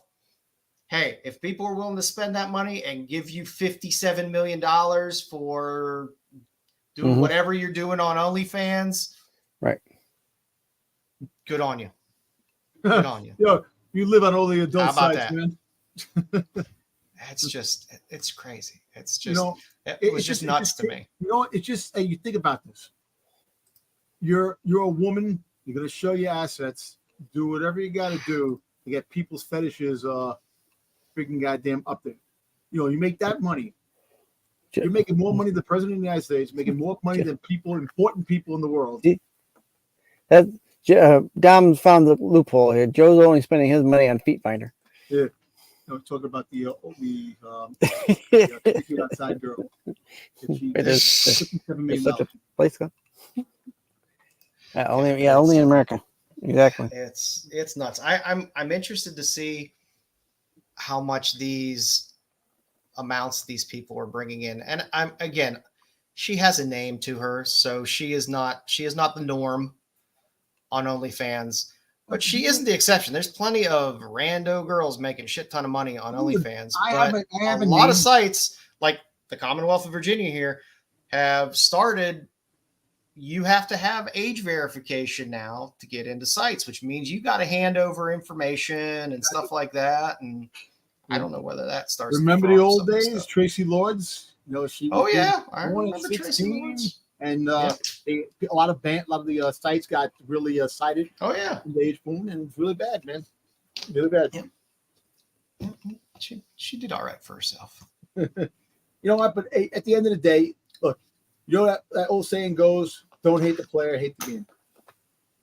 Yeah, you got to hate the fact that that people are willing to pay. People are willing to pay to watch this girl do whatever. Nobody wants to pay $57 million to see my dick, or I would go on OnlyFans and show them my dick. If somebody said, "Hey, somebody wants to see your long old balls and your raggedy ass dick and I'll give you $57 million," I'm like, sure. Whip it out. But no, nobody's doing that. So I don't necessarily fault them. You work with the economy that you're given. But look, at the end of the day, man, I complain, and joke about the other YouTubers and these kids that are making, kids that are doing toy videos and making money on YouTube. Making more money than you? Exactly. They're all making more money than me. And all the shit that they used to do, they're doing playing now, with Legos. Growing up. Yeah. Yeah. Yep. But it's a sad thing. So Joe, you look at this OnlyFans, your daughter's on there. How would you feel? If she made $57 million, what'd you do? I'd be very torn, because I'd be like, I'm very glad you have fuck you wealth now, which is nice. Now, granted, let's say the government's going to take half of that. So now you're down to 25 million. You're young and dumb, so you're going to spend a bunch of it really, really stupid, living a lifestyle that's drugs and alcohol. That's well above your means. Yep. Yeah, you're probably going to get sued 3 or 4 times by somebody and pay some settlements. Yep. And then by the time you're 30, maybe you got 5 million, which still ain't a bad little nut, to have. Mm-hmm. But, if you're still trying to live that lifestyle at that age, that's going to go fast. That's why so many of those guys from the NFL are broke by the time, 3 years after they retire. Everybody takes their cut. And it's rough. I'm still just trying to live my post-polio vaccine from the 20s. You know what's crazy? All kidding aside, on Instagram, majority of the girls on Instagram, when you go on their site, when you go on their page, Instagram, they have the little, up there. You press it, you press the little thing on the top, and it'll take you right to their OnlyFans page. Every single girl has a fucking OnlyFans page. It is ridiculous. You're not wrong, Damien. What? Yeah. It's just fucking nuts. It's just, it's like one of those things where it's just, wow, man. So you're showing off your assets. The money's too. That's ridiculous money. And like I said, she's not the norm. She's the exception. But there's plenty of people pulling in 6 figures. I'm gonna low 6 figures. I'll paraphrase Ted DiBiase here for a little bit. Everyone's got a price to become $1 million man. Yep. I'll just give Virgil head shake. It's friggin' nuts. But, Yeah, it's crazy. I don't know. I would. It's like I don't know how you feel as a parent about that, because it's like, oh come on, how if you get older and have kids and your kids' friends are going to be seeing you, that's a very uncomfortable thing. But then you're like, oh fuck, $57 million. Yeah, who gives a shit at that point? Yeah, I mean, $57 million. Listen, I think people overlook the fact you make $57 million. Like, what? You know what? Do what you keep doing. It's just, I don't know, man. Like 3 years, only 3 years. I mean, granted, 3 years. 57. That chart's not going down. It's a steady, slow. It's a slow ride, but still. Or $1 million in your lifetime. 3 years, 57 mil. Come on. Yeah. Yeah. I mean, that's like I said. That's enough for generational wealth. You got, like I said, even after tax, you got 25 million. You could sit on the interest and live just fine if you moderate your So lifestyle. you make about $70-80 million off each million, so you can live off the friggin' interest, man. You don't have to touch your money. Yeah. Do the right property, do the right things and properties and stuff like that. Manage your money well, and you don't even have to invest a ton of it. Just she doesn't have to work a day in her life anymore. That's it. If she does the right investments and the right things, she doesn't have to work a day in her life anymore. Elves need love too. Yes, they do. All right, boys. Hey, we didn't do pickups. You guys got any pickups? I got a couple. Good. I have a huge stack, so I'll let you go first. All right. I only have a couple things. I picked these up on the old whatnot.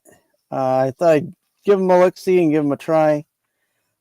These are... And don't forget to go over to Renovision. They got that whatnot sign-up thing where you'll get $15 that you can spend on anything. We need to have that and it helps rolling on here a little bit. These were uncirculated, kind of verified comics that I purchased. So they're like in a soft slab. Yeah, the soft slabs. Yeah. I picked these up. I got the Robin action figure.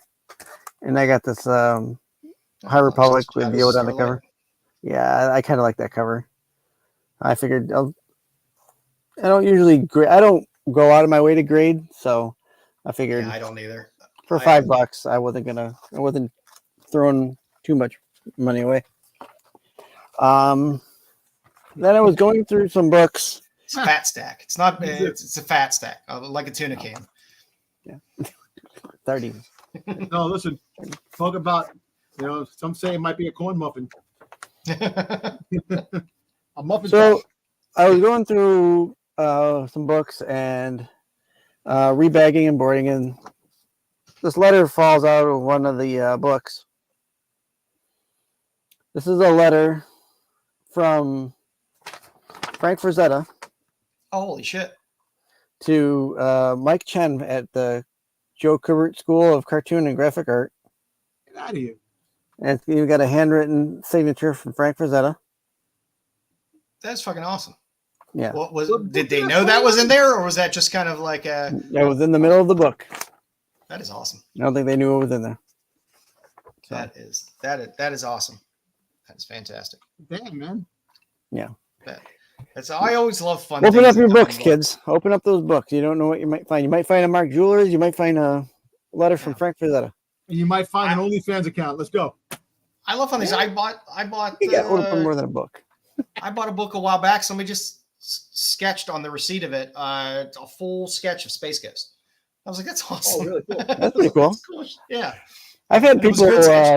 I've had people sketch on the box before, like a whole thing. So. All righty. Is that all, Styx? That's it. Tom, you got anything? Yeah. You got anything, bub? I got nothing. I got it, man. Nothing else today. We're just going to show you a beautiful face there for a second. Look at that going. Look at that mug. All right. I did finally for being very light on pickups the past few weeks, I did get a handful of things that came in. So speaking of Frazetta. Here you go. Flowers cover. A fun fact about Frazetta, he's the one that created the Princess Leia slave outfit. It would make sense. Yep. There's some great actual photographs of Frazetta out there. Frazetta was wonderful. Frazetta Girls website is great as well if you like Frazetta stuff. They have all kinds of fun stuff from t-shirts to pint glasses to comic books. You can sometimes get some fun exclusives from there. I went on a bit of a Colette Turner jag as well. So Purgatory Must Die. Nice. Yeah, Purgatory. Red. And black. And we got red. That Purgatory chick has a nice rack. And we got black. I like Colette Turner's work. Yeah. It's nice. We got my OnlyFans check didn't come in. Red Sonja. That's nice. Got a nice David Finch Red Sonja cover. That's nice. That's nice.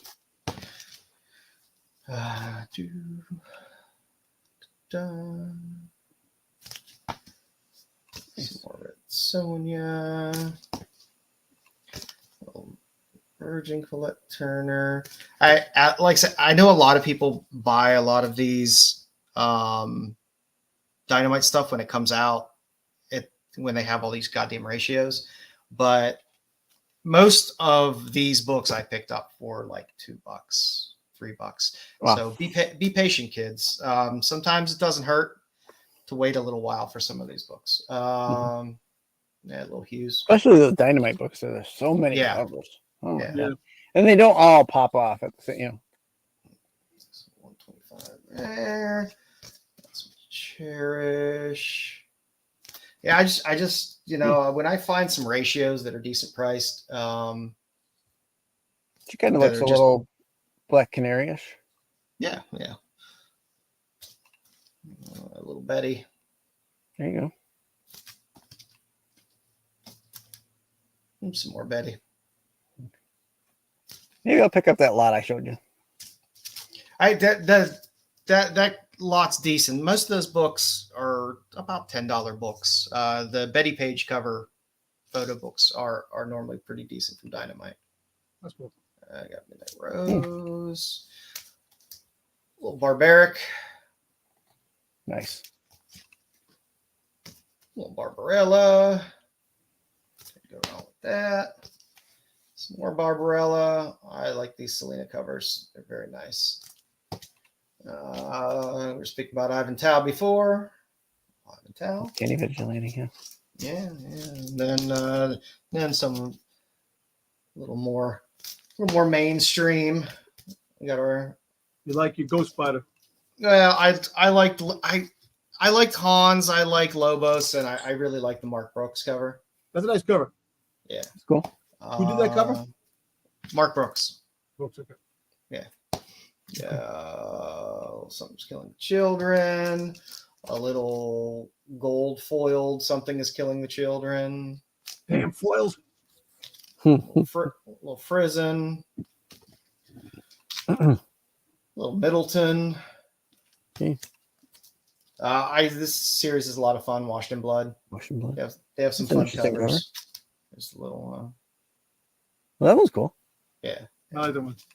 And finally, got my bringing down the house. Got my Zatanna stuff. Nice.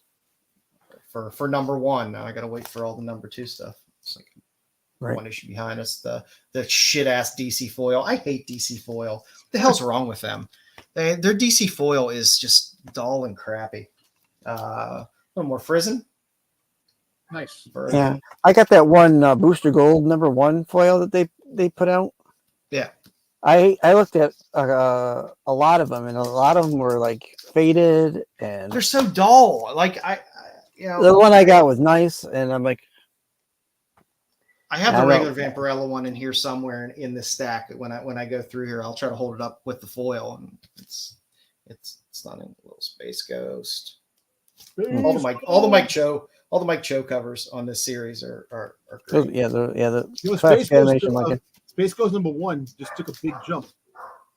The TV comic, the original, yeah. Did it? Good. All the Alex Toth stuff is good. I have a couple of those. Barbaric, good series. It's optioned. Little rando book. What's that one called? It's Blood and Fire. Okay. It's from Red 5 Comics. So no relation to the Red 5 that we know, but so they're not standing by. Yeah. It was a cool cover nonetheless. Of course, I always stack up on my Conan. Because they're always, like I said, Titan has been putting out. It's a quality book. It's well written. The interior art's fantastic. The story's good. It's good stuff. And then, of course, I had to have a bunch of Zenoscope stuff because, well, I'll have to check the UK sites to see if they have any of that like variant for like the UK stores. Nice Hell Witch. For Conan for you. Yeah, their stuff is so good. Nitori? I like that schoolgirl dress. Yeah. Niobe? Yes, Niobe. Okay. A little Pooh and Bambi. Pooh and Bambi. And a little Power Girl. Oh, no. I forgot how much I like Dave Johnson's work.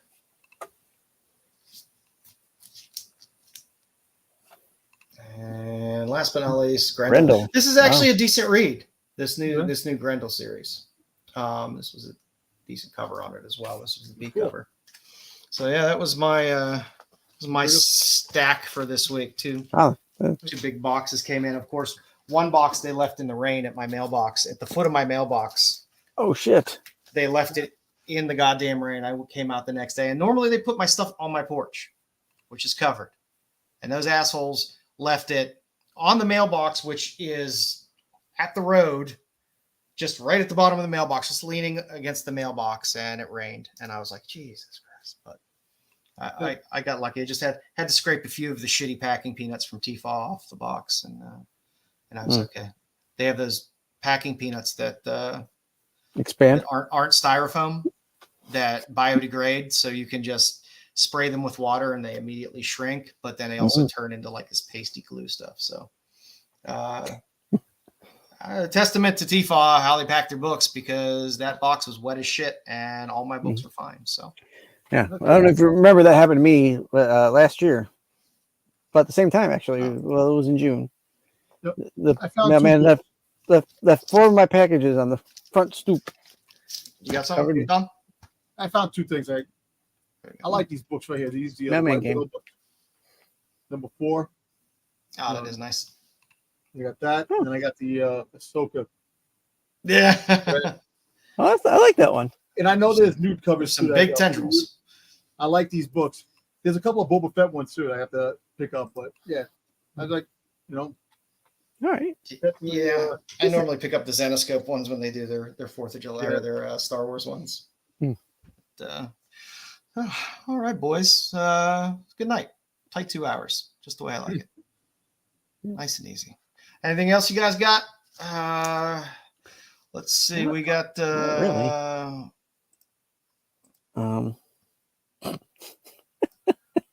really. Don't forget to sub if you like the show.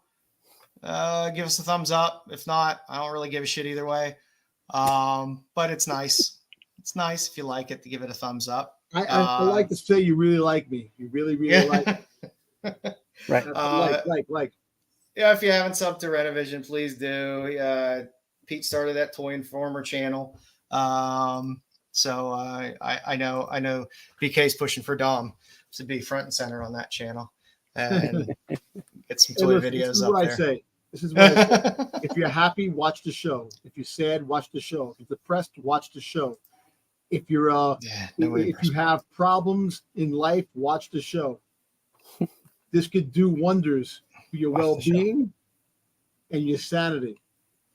Just don't follow Joe, because you might be in jail. At least I don't know if it's good. You could go to jail with a boner, but that's probably not a good thing. No, not at all. Yeah. Sub up to Bruce. He'll probably be back next week. Like I said, down the line, a lot of us are all going to be in Baltimore, so we're going to probably throw up just a hunt list of PC hunt list of what we're looking for our personal collections when we go there, of stuff we're looking for, just so you can kind of see what type of garbage we look for when we go digging or go to a con. So you get to see that. So up Styx, I'll try to start getting more of my spotlights up on my channel as well. I'm pretty lazy about it because nobody watches them, so I don't give a shit. And don't forget to check out Dom's IG feed on Domtober Old Man Fett. He's always meeting somebody who played Boba Fett.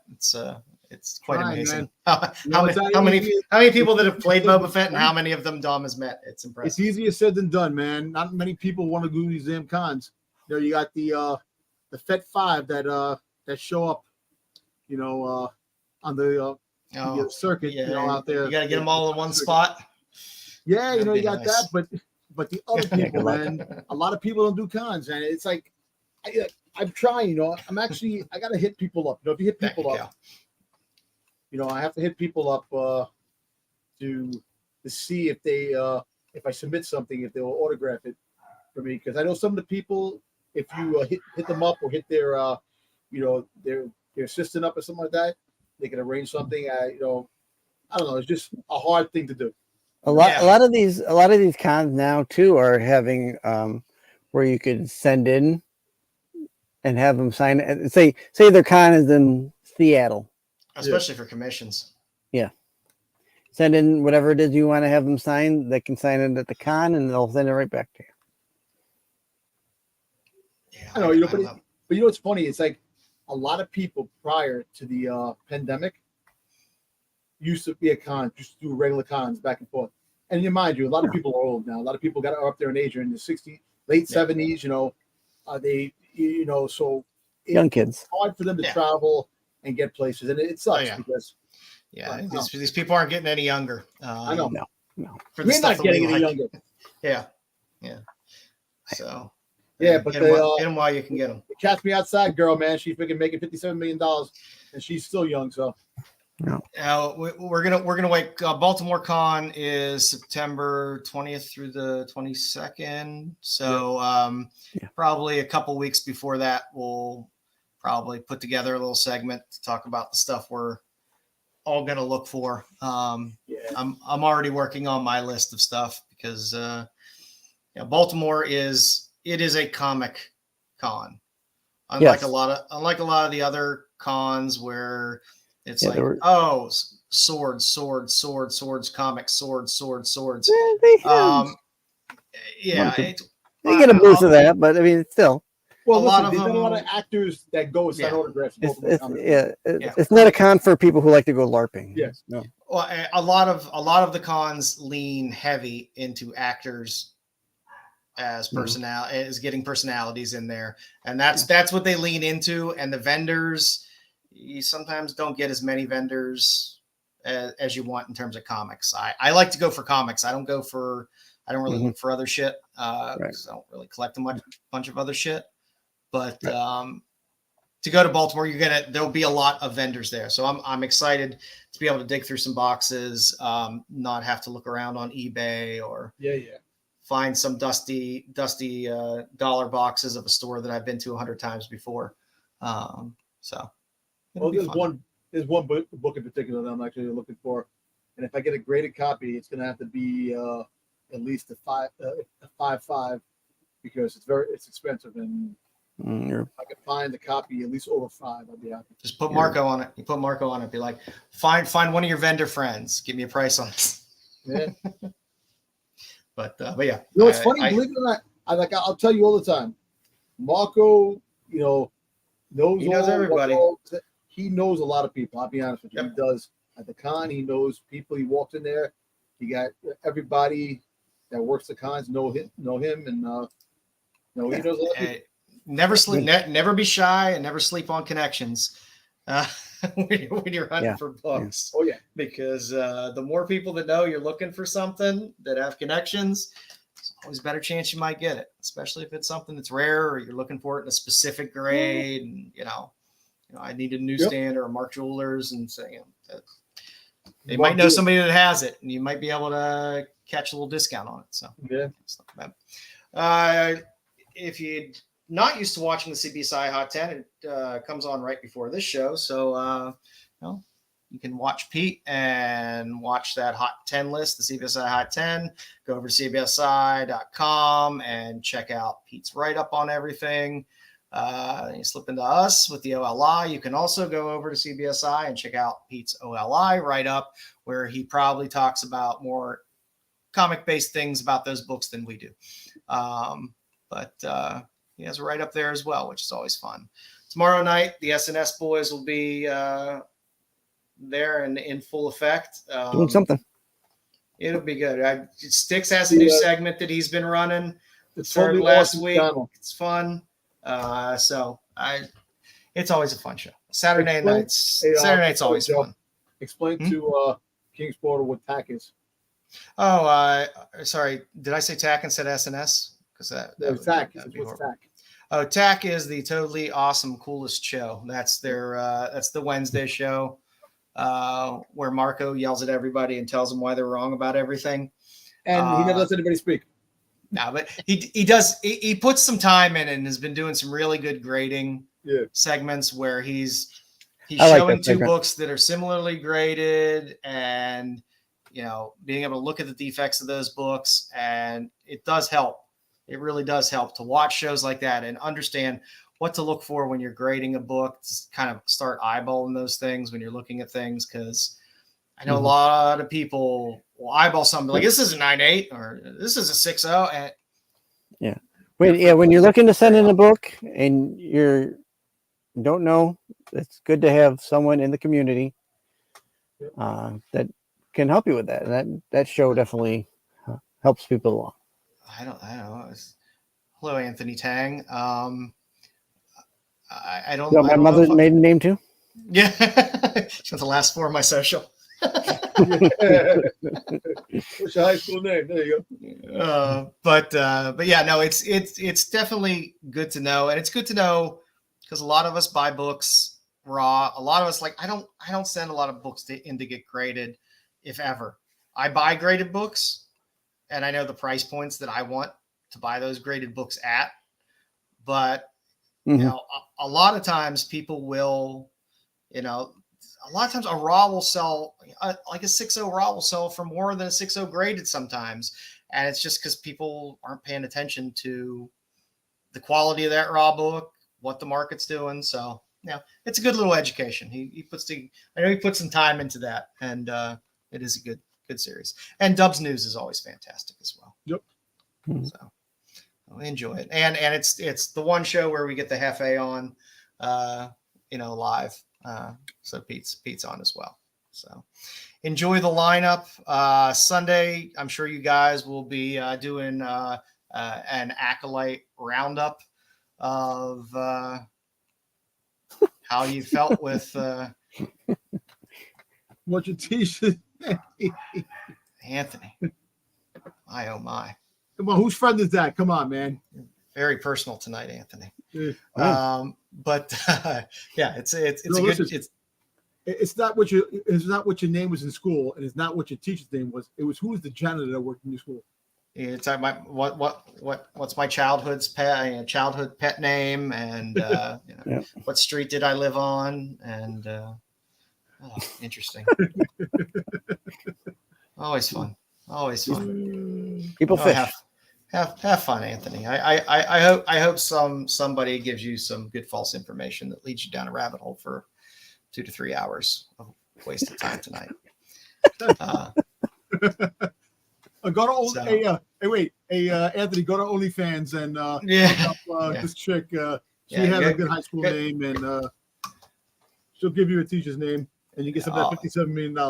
All I gotta say, Anthony. Catch me outside. How about that? But yeah, so yeah, I'm guessing you guys are gonna have a pretty making the grassets in-depth Acolyte discussion this week about how everything ended, what might be coming forward or not coming forward, and how come there's no season? I hate that it didn't totally end. How do you know there's gonna be a season 2?